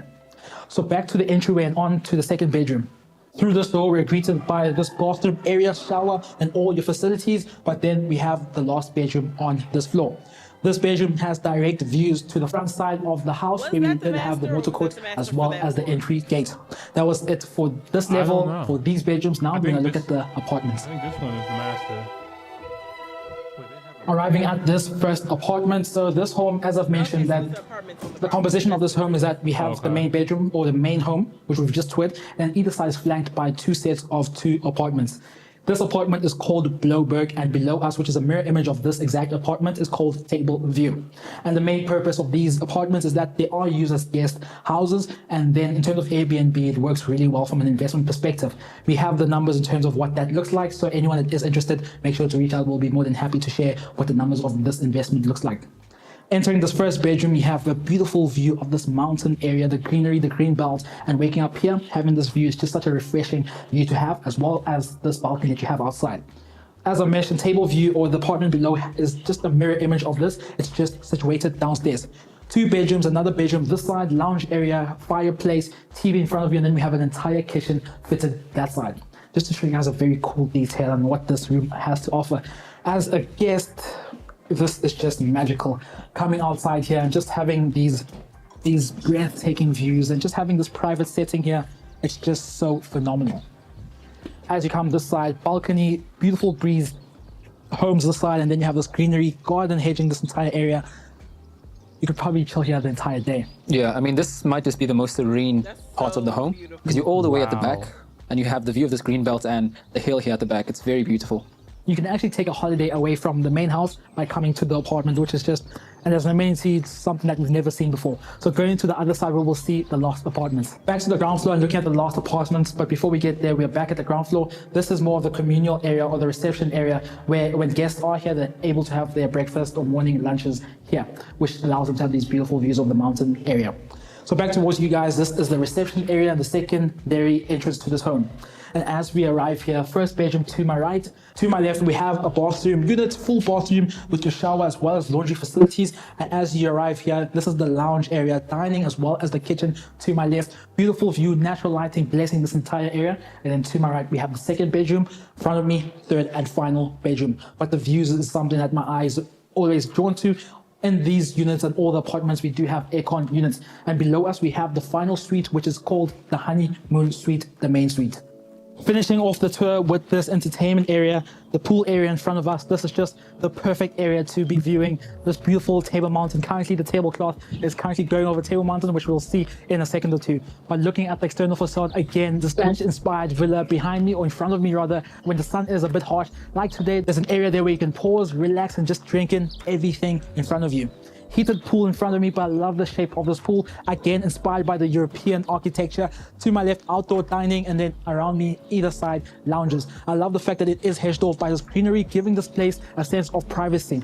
And then in front of me here, the views, the ocean in front of me, you're able to see the Table Mountain so clearly, and then you're able to see Cape Town in a way that you rarely ever see on videos. A lot of the time it's from the Atlantic seaboard, a lot of the time it's from Cape Town City. So finishing off the tour, we had so much fun and it's such an honor to share this beautiful, one-of-a-kind home with you guys. Just to summarize this home again, it is 13 bedrooms, 10 bathrooms. Under roof, it's over 1,000 square meters on a 1,700 square meter plot.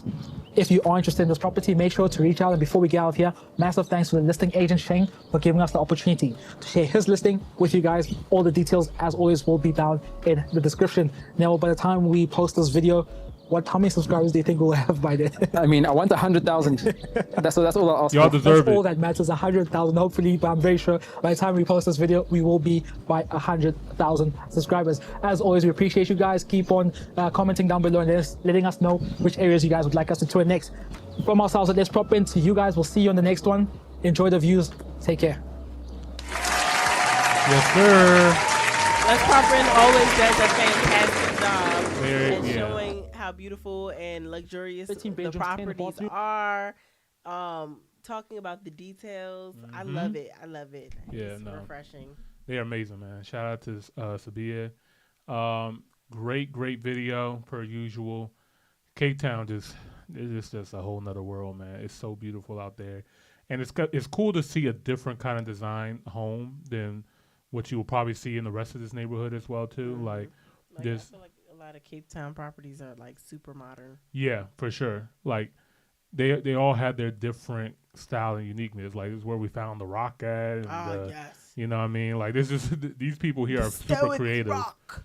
These people are very, very creative, man. So I really do like the home. And for me as, you know, a beginning type of investor, like I see this like, okay, I could live here, but I could also live here for free because you can rent out these apartments over here and get some rental income. You know what I mean? House hack.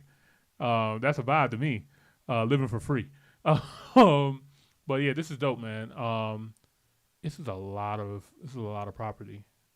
This is a lot of property right here. But yeah, shout out to Let's Prop In once again. Oh, I almost forgot. Let's go ahead and convert this price. Convert, not the Mozambique president. Convert to USD. See what we got. Okay. So that is worth $1,445,236.49 in today's rate. So about $1.5 million home, you know. Would you think that this home It's about $1 million. How much do you think this home will cost around here? It's just 1 million. Yeah. Oh, just one. It's just one of them things. Just, just one of them things. That's all it. I need is just one. Can I get just one of them? Yeah, $1.5 million. That's all I need. I think the master bedroom alone, like right, one of them apartments in DC. Well, we gotta find out. All right, let's go ahead. Just 1 million? No. 1 million. Ain't too bad. That's not bad for at a all. whole compound. That is not bad at all. Let's see. So, come on, let us in.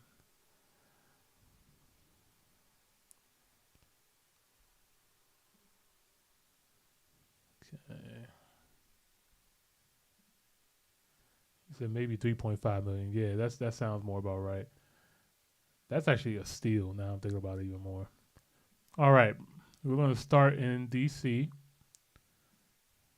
We're going to get the price. So this we'll go up to 1.5, give it a little bit extra room to breathe. 1.5 milli. Yeah. You know what I mean? And let's do 1.4. Let's see what we can get here, man. Now, they did have a lot of bedrooms, so we need 5+ beds and 4+ baths. That's the max that they're gonna give us out here. All right. Oh shit! Nah, yo, oh, no, yo, wait a minute, y'all. They got to be kidding me. They got to be shitting me. Hold up, y'all. Wait a minute. Hold up, man. Nah, make this picture bigger, man. This is what I'm talking about, y'all. We just seen. Hold up. Where am I Maybe at? if they paint it, We just seen this gorgeous house, man. Right? 10 bedrooms, 13 baths, the views. You can see Table Mountain, all that good stuff, man. Hold up. Let me. Y'all see how beautiful this place is, right? Look at that. That same amount of money, you get this in Washington, D.C. Now, let's... This is what you get for $1.5 million. Yeah, let's see what the rooms look like. Okay. All right, let's give her a chance. Let's give her a chance, man. Look, she got 5 bedrooms. She don't got 10. She got 5. She got 5. She got 4.5 baths. She can't even get a full bath in each room. They had 10 bathrooms. They had 13 bedrooms. Oh, my bad. Damn. Only 3,700 square foot. Oh, you got that solar though. Oh yeah. Yeah, electricity bill low. Fight back. Fight back, man. They got a big ish kind of parking. You got a 2-door garage. Yeah. Who needs all the multiple garages for? What? It's only 5 people in the house. Or that long driveway. You know what I mean? Who needs all that? Yeah. You know what I mean? You got a nice little porch out here. You know what I mean? You can wave at the mailman. Yeah. Now look at that. Look Okay. at the high ceilings. High ceilings. Okay. Wooden floors. Very bright in here. Like real wood too. It's chipping, but is that AI? It's definitely AI. Okay. AI is taking over like all these zones now. That's just what they're doing. So this is what it can look like. But it's probably empty right now. This saves a lot of money on like staging homes and stuff like that. So like I'm not against it. Yeah, I'm not against it either. I'm not mad. I mean, yeah, this is nice. Don't get me wrong, this is nice. I can live here for sure. But 1.5 mil? That's a one-time payment, or I still got to pay property tax. Oh, and yeah. Oh, do you got to pay that in DC? I guess not. Oh yeah, you do. DC got to pay property tax. You get to have the property. Yeah, I know. I would never buy a house in DC. I can't do it. They'll pull that eminent domain so fast. All right. Okay, a little sunroom. Okay. I like the natural light. I do like the natural Probably light. hot as hell in there. Mm-hmm. Okay. Yeah. All right. Yeah. I mean, I guess in this economy, Bruh. Look at that hallway. Pretty narrow, but Oh, look. What's the monthly payment look like? The monthly payment on 1.5 mil. We're doing 30 years. Okay. Oh hell no! What is that? You can You gonna sneak that old 70s ass bathroom past me. Why is the sink blue? Hey, you know, it's a classic vibe. It's like the 60s or 70s, Yeah, 60s, you know. 70s. With They look forgot at to the get doorknob. They forgot to get to, oh shoot. They forgot to get to this room. They forgot. Yeah, they was upgrading everything. They was like, That's a small. When you see the door right here, like yeah. that's small. And this place probably looks even smaller in person because I could tell these pictures are kind of widening out for When you. they stop using the AI, they Oh look, you got the open bathroom right here, just like the other house. you got the you got the open bathroom with the closet. You know what I mean? There gotta be a door on the other side. you can put your towels and washcloths and you know what I mean. Do your big one. And they had a linen closet in there. So, okay, yeah. And a regular closet. Mm-hmm. So who has to come out the bathroom to get dressed? That's a whole space. Hey, look, you get a deck. You can put a grill right here. I ain't mad at that. You can put a grill right here. Got a yard. That's the least you can do. Oh, that's a pretty nice yard right there. Right by the street, so people can just pull up and grab a plate, grab a rock and just throw hit the window. You got a back door in case you need to escape. Got a hey grab a rock. Oh my God! Oh, why is it so close to my neighbor's yard? Oh my God, dog! Why would they take a picture of that? Why would you even do that? What the fuck? Look how like crisp that line is. You know they petty.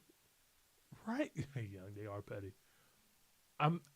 Maybe this is like a mother-in-law suite, maybe for like mother-in-law suite. Yeah, like you know what I mean, where you have like a separate entrance, you can kind of have your own thing. You know? No, that's probably the back door. But hey, young. Oh man. Look, man. Okay, well, was there any other options, or that was our? I think this our is number one contender. This was a contender, Carver. This was.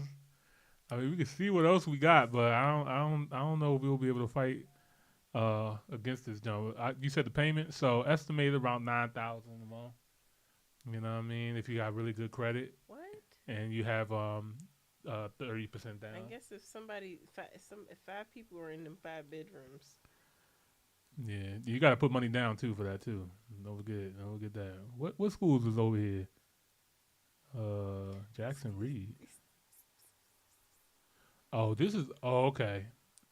Yeah, this is in the money area right here, Northwest, Uptown. It's like Chevy Chase. And yeah, Chevy Chase right here.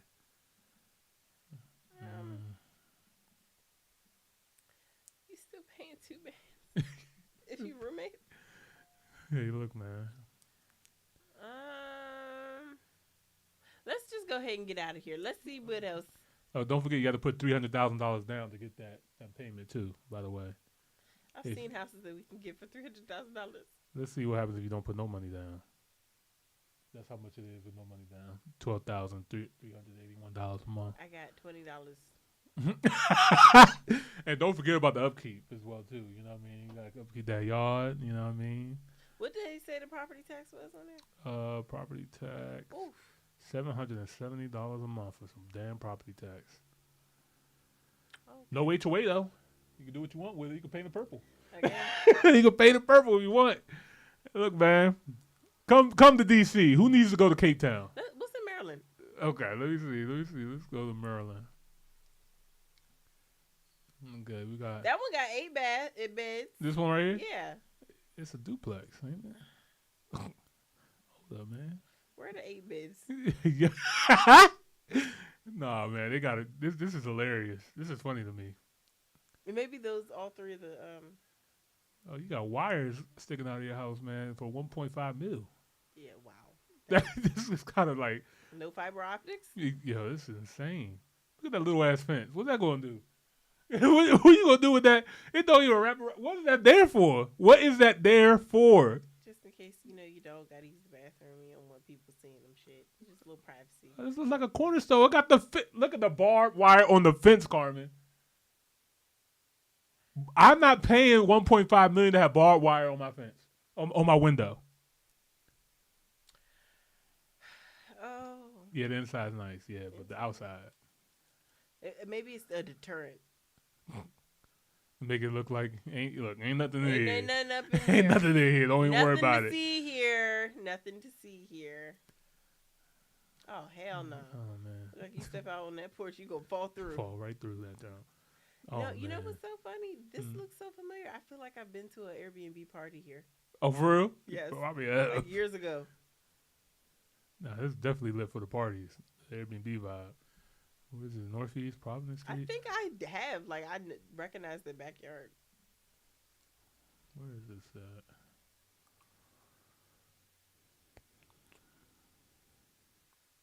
Oh yeah, you right by the metro too. These metro lines.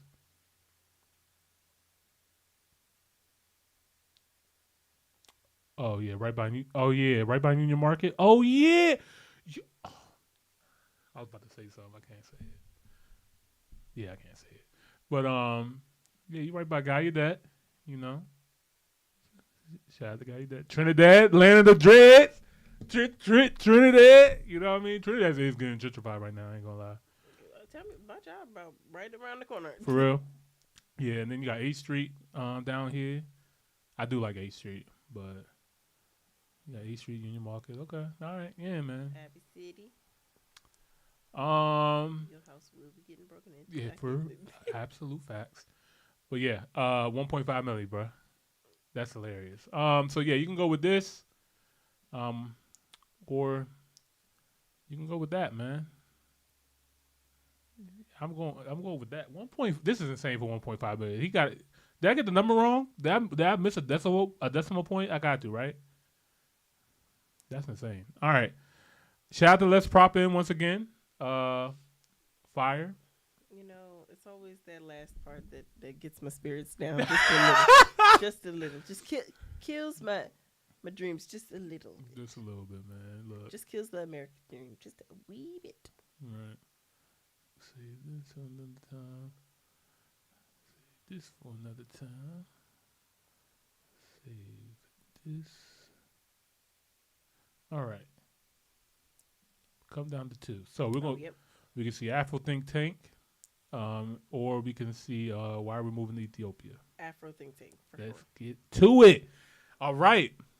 Shout out to Afro Think Tank. We actually seen a reaction of his video of him talking about his experience in Nigeria. Now that was more recent. This is like 5 years ago. I'm assuming this is closer to when he actually moved to Nigeria. So very curious to hear his story and get his opinion on why he moved out to Nigeria as African American. So let's get into it. If you guys are new here, don't forget to like the video, subscribe to the channel.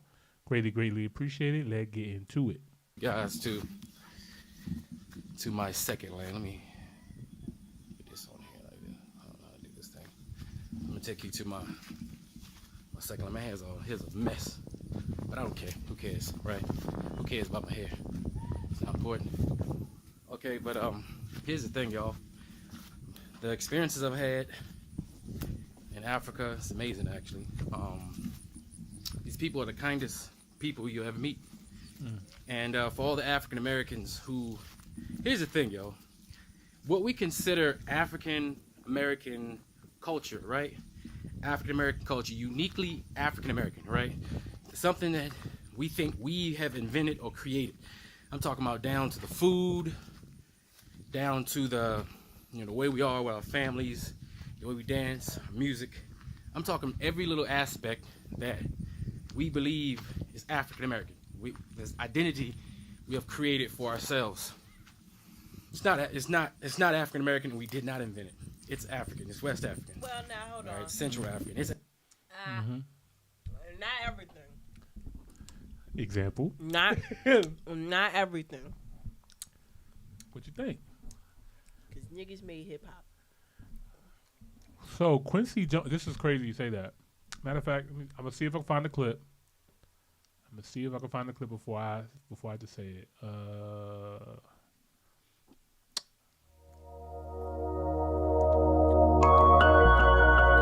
out to Sanke. Appreciate the sub. We made it what it is today. Agreed. Quincy Jones Kendrick Lamar, hip hop. I actually did want to learn more about this. Where you from, man? I'm from Compton, yeah. Do you know where rap came from? Well, where do you think it came from? Bronx? From my generation, we're going to say the Bronx. Shit.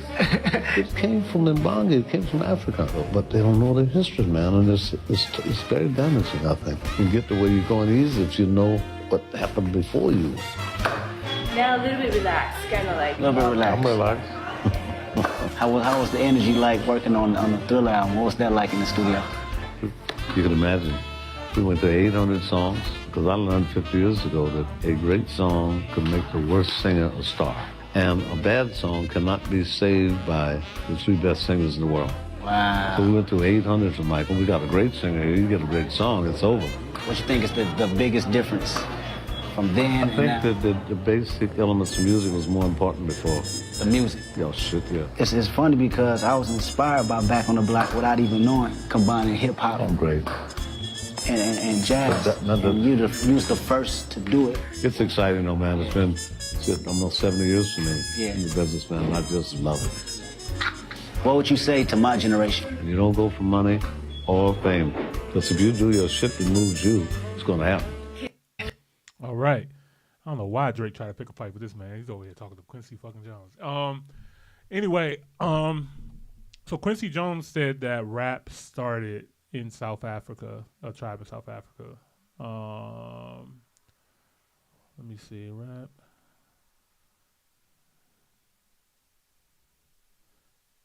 Now, of course, you know, the argument is no argument to be made that, you know, us in America has taken hip hop and rap to where it is.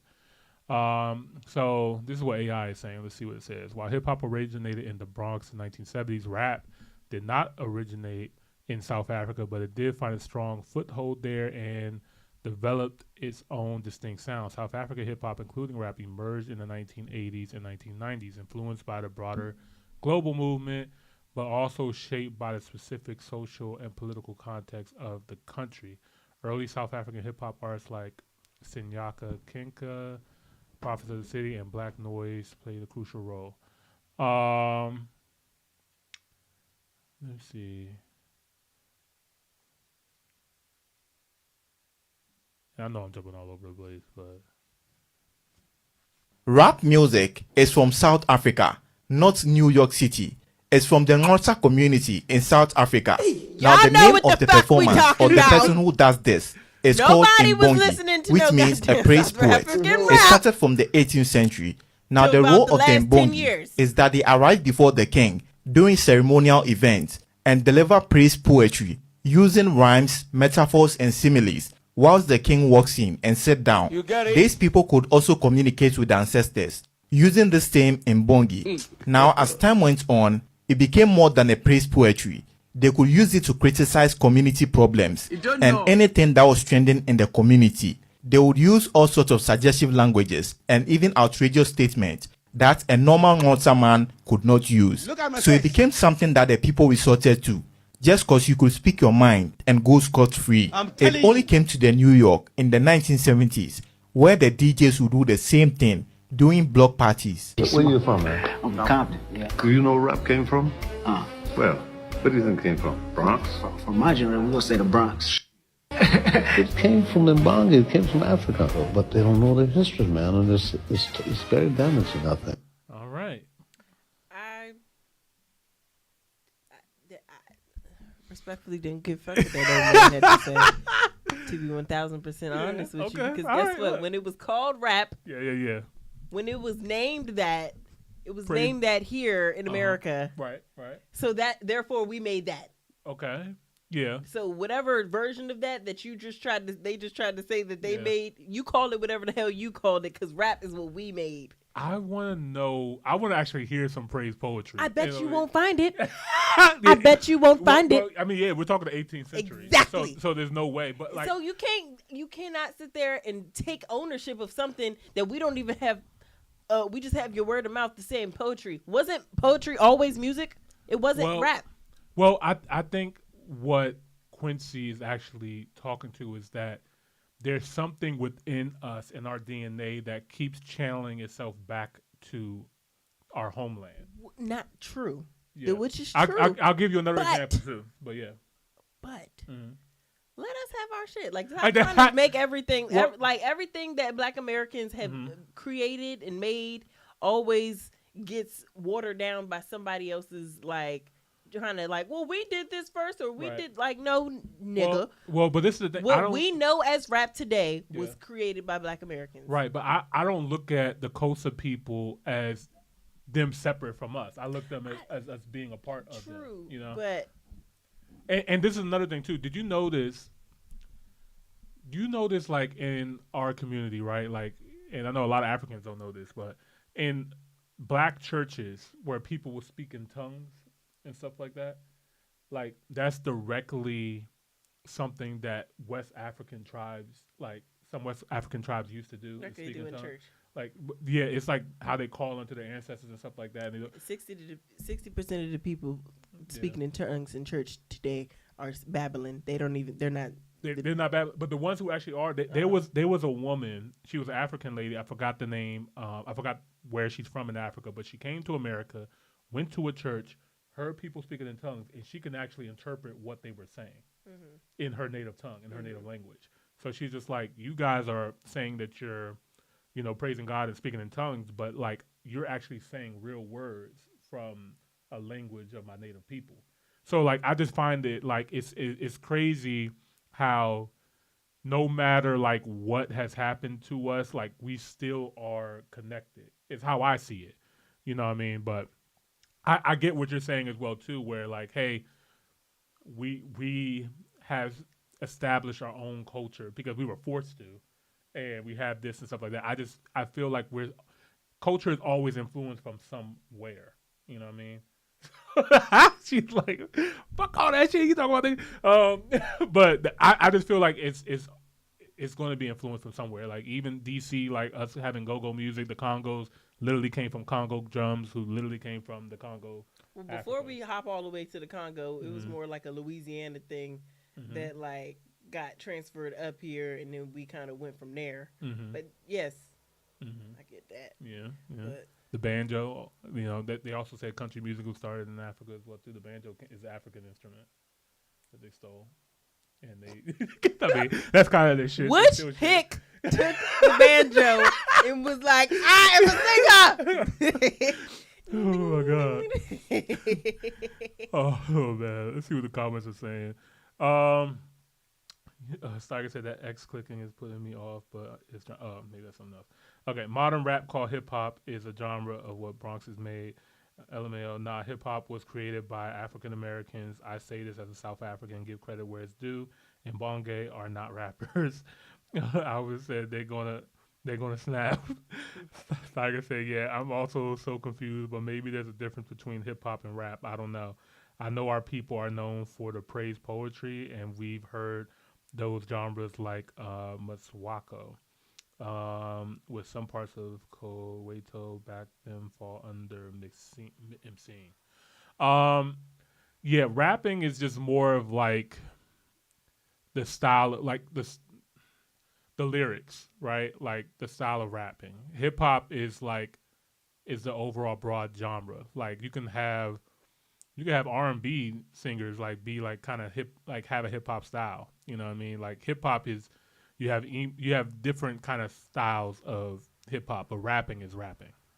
I don't know if that makes sense, but Like, I don't know. I feel like hip hop almost has like an urban connotation to it, whereas the rapping, like Eminem can rap. Right, Like, exactly. So, yeah, like but rapping you is wouldn't consider him urban either. So. right.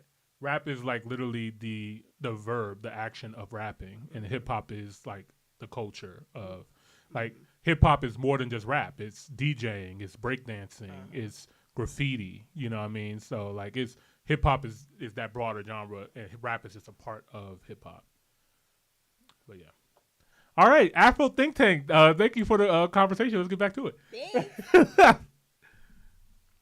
It's African. It's 100% African.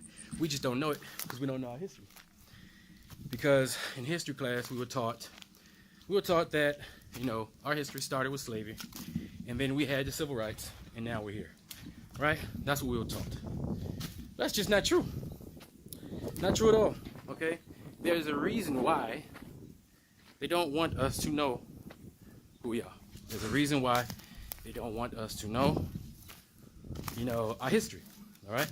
Because they know if we connect ourselves to Africa, if we actually came and visited, we would see the connection. We would see it for ourselves. Mm-hmm. When I come here, everybody looks like everybody already know.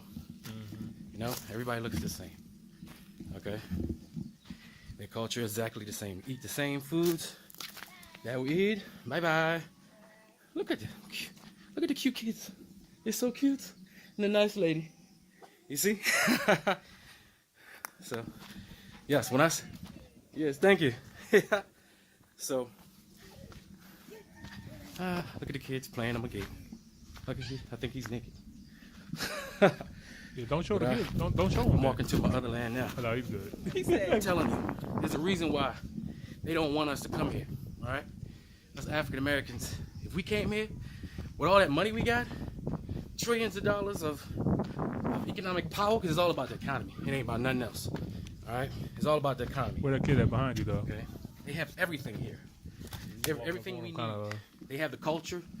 They have the culture that was stolen from us. Who set them bricks? They have the language that was stolen from us.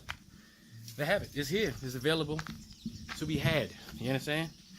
If you want it, if you really want it. You see, we African Americans, we're just now, I really don't know how to use this thing. I'm trying to talk. We African Americans, we're just now waking up to our Africanness, or what you want to say, because of the influx of Africans, we're being forced to take a look at ourselves, When I was growing up in high school, kids used to make fun of the African kid that was in class, right? They made fun of him. Yo, this kid is following you, bro. Funny names. But we wouldn't think that name was funny if we knew that was probably our name before they gave us Michael, Paul, John, David, Terrence, all these names, Anthony, my name Anthony, Carter, all these names. I ain't gonna lie. That's one thing about me. Like, the more I learn about myself and our culture and stuff like that, like, I hate the fact that I still have a slave owner's last name. Like, all of us, all Black Americans who you have a white man's last name because you was his property. Like, we probably is some of his kin too. That's fact. Some of them are kin for sure, but names are very powerful. You know what I mean? And you carry a name over. You're carrying the legacy of somebody that's not yours. It's just. Well, I mean, it kind of ours, and just not the part that we identify with, but it's just like, I don't know, man. Like, it just feels off. That's the ugly part about the things, the atrocities that our people went through. It's just like, whether we like it or not, it's in there. It's there, you know what I mean? And yeah, I don't know. Because it's like, we're going to go find the last name, be like, you know what? My last name is Obina now. So, I mean, people do change their names. Shout out to Ye. What did he? When did he? He just changed it to Ye? Yeah, Ye. That's his full name. Oh. So okay. Like, back then, like, especially like ancient times and stuff like that. So, like, if you had, like, say you had this guy named is William, right? Like, literally his last name would change to William's son for his kids. And, Johnson, that's John's son. You know what I mean? Like, these are just all names are just saying that you're the son of this person. Like, you're passing down a name. And then it just became this big thing. But yeah, like, I just hate the fact that I know my last name is not like my last name, like, traditionally. So I don't know. I think about changing it. I'll be honest. Don't bother me much. And some people won't. It's fine. I mean, but also you're a lady. You know what I mean? Ladies, y'all trade names. That's just part. They be like, you get a name. You get a name. Matter of fact, you might get your daddy name, your husband name. Maybe you just might get it like. Might get a hyphen. You know what I mean? Like, yeah. So for women, that might be a man thing. That might be like a man pride, ego thing. Like, I hate the fact that I'm carrying some man name that did all this atrocity and stuff in the family. Yeah. Like, I don't like it. I don't like it over my head. So, but yeah, I don't know. These are not our names. These are our slave labels. You know it. We're products. They turned us into products, you know, and that's what we are. And you know, we forgot our way, you know, because of the struggles. You got a new friend behind you, bro. You know, it's the struggles that we endure in America because of the oppressor, you know. Oh, look, I'm being followed. See, look at this guy. He's following me. There's one person behind me. Look at that. Yes, but I mean, we struggle. And you know, I'm doing the video. Say, don't come here. But guess what? When I was at the airport, there's white people coming here. Why? Because they know what's up. They know that this is where all the resources is. They know this is where all the money is. They know it. All right, we don't know it. I seen Chinese people at the airport. All right, they know where the money is. I seen Indians at the airport. They know where the money is. Okay? So we need to come back here and invest our trillions of dollars into these countries. Most of us, if you don't know it, I'm not sure if a lot of African Americans realize it, and most of us are from what this place is now called Nigeria, Ghana, Sierra Leone, Congo, this area. And all these people, we're all the same. These artificial borders in these countries that were created by the Europeans as marketplaces for Europe. Okay? That's what they were. But these people know who they are. They know where they come from. They know their history. All right? They know everything. And if you want to know, you come here and find out. And just because you may have had a bad experience with maybe an African, in America, that's only because culturally you don't know them and they don't know you. Because while we were told that they were a bunch of spear-chucking, hut-living, people, and their kids got flies on their nose and they need support and help, they were learning that we were thugs and gangsters, and like that movie Minister Society, worst movie ever made as far as I'm concerned. Oh, what? Black exploitation at its worst. It's a hood classic, right? So it's up to us to change the narrative, obviously, and that's what we got to do. And let me tell you, if African Americans by ourselves, we have over $3 trillion worth of purchasing power. Yes, we do. That's more than every African country individually, and almost every European country individually. Period. Yep. We're a massive powerhouse.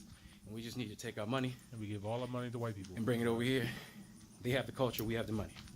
Okay, you lead the way. That sounds like lost. a great He knows combo. where to go. Come on, take me to the other spot. Look at him. You don't see any flies on his face. You see? He look like he got a fly on his face. He ain't got no flies on his face. You happy? You happy? Are you poor? Huh? He said, you like it in a place like this? You do? You see? He does not need 75 cents a month to be sponsored for anything. All right? So don't get any of that twisted. It's all a lie. It's all propaganda. Okay? So I encourage African Americans. I don't know. To get a visa. I feel like it's on cable if it does. Get a passport. Get over here and make some money. All right? Peace out. All right. Shout out to Afro Think Tank, man. We got a lot of good conversation out of that one, man. I got ears. I heard it. Yeah. Right. I said Cora on. But yeah, man. What's up, bro? Yo. What up, y'all? What's good, man? Ain't too much, man. Shout out to Wayside Studio, Wayside in the building, man. All right. What you think, Carmen?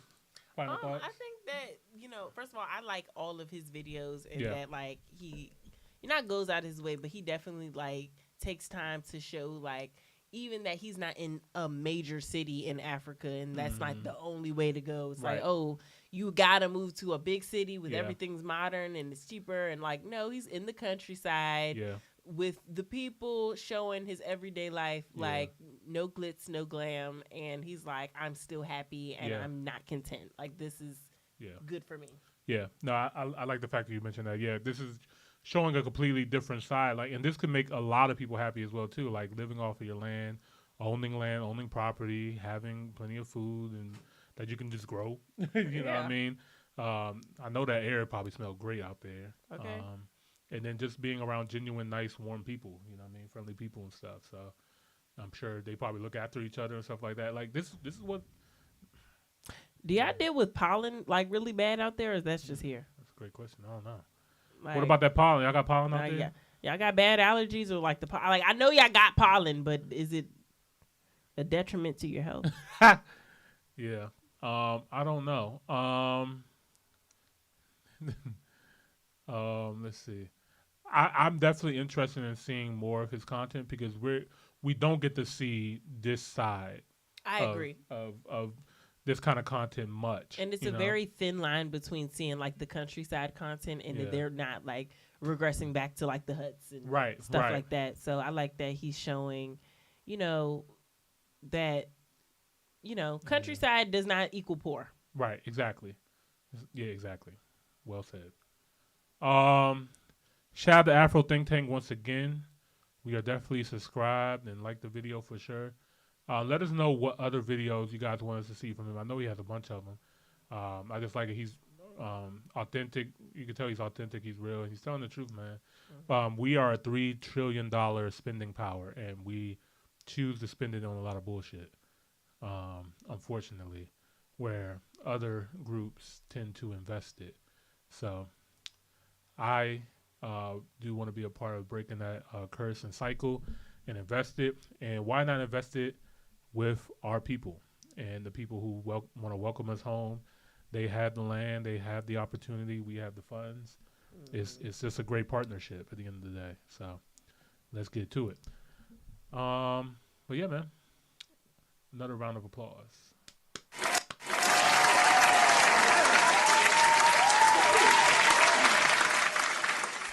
All right. Well, like I said, well, that's me personally. My sinuses go off in the springtime. Okay, so it's the same thing. Yeah. I say, damn, y'all grass work the same as our grass over here. We got that enriched, pesticides over here. You know what I mean? We got that tampered with pollen. Yeah, this be something else out here. There'll be coats on coats of pollen on your car. Facts. Your car look like it was painted yellow. Facts.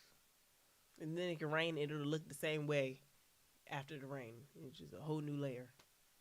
Insane. All right, guys. Thank you guys so much for tuning in to another episode of the Top Hill Live. It's your boy, Mr. Top Hill Live, a.k.a. Imani Raw. I almost forgot my name again. And I am the Carmen. And we'll catch you guys next week. We out. Peace. As soon as I play the song I want to play. I've been playing this song a lot this week. This is my vibe.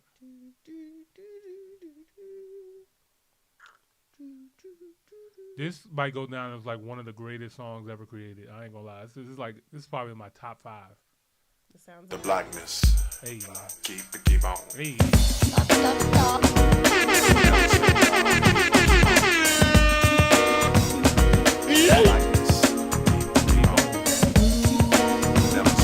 Yeah.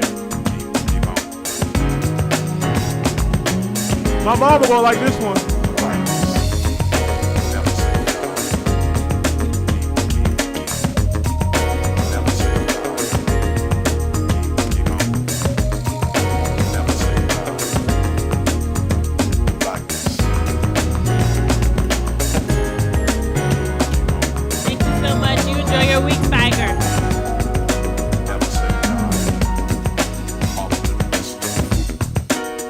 In the midst of silence.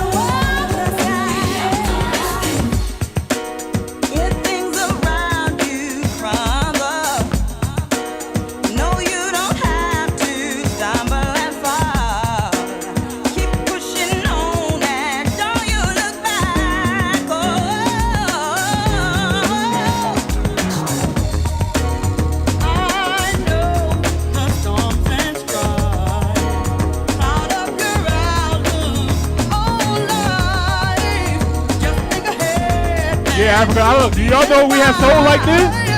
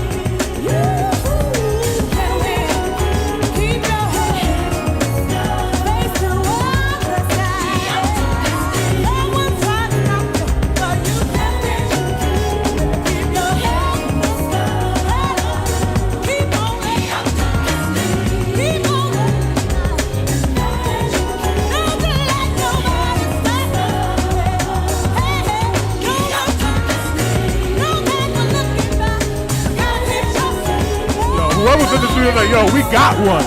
We got one. Are you kidding me? Minneapolis was up.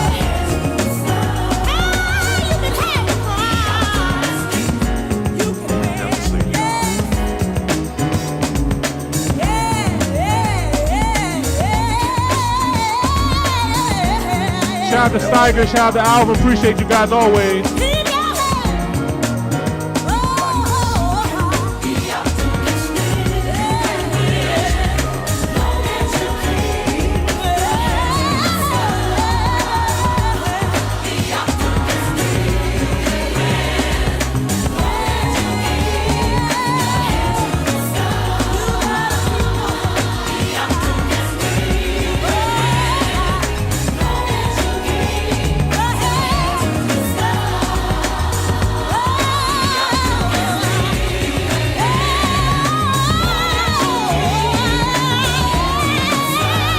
Snap! Y'all freaking snap! No more, man.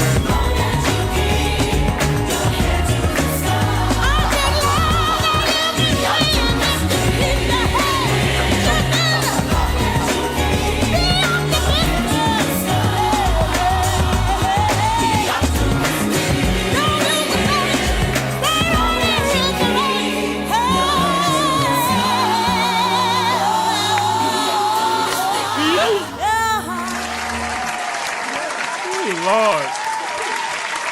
Yes, sir.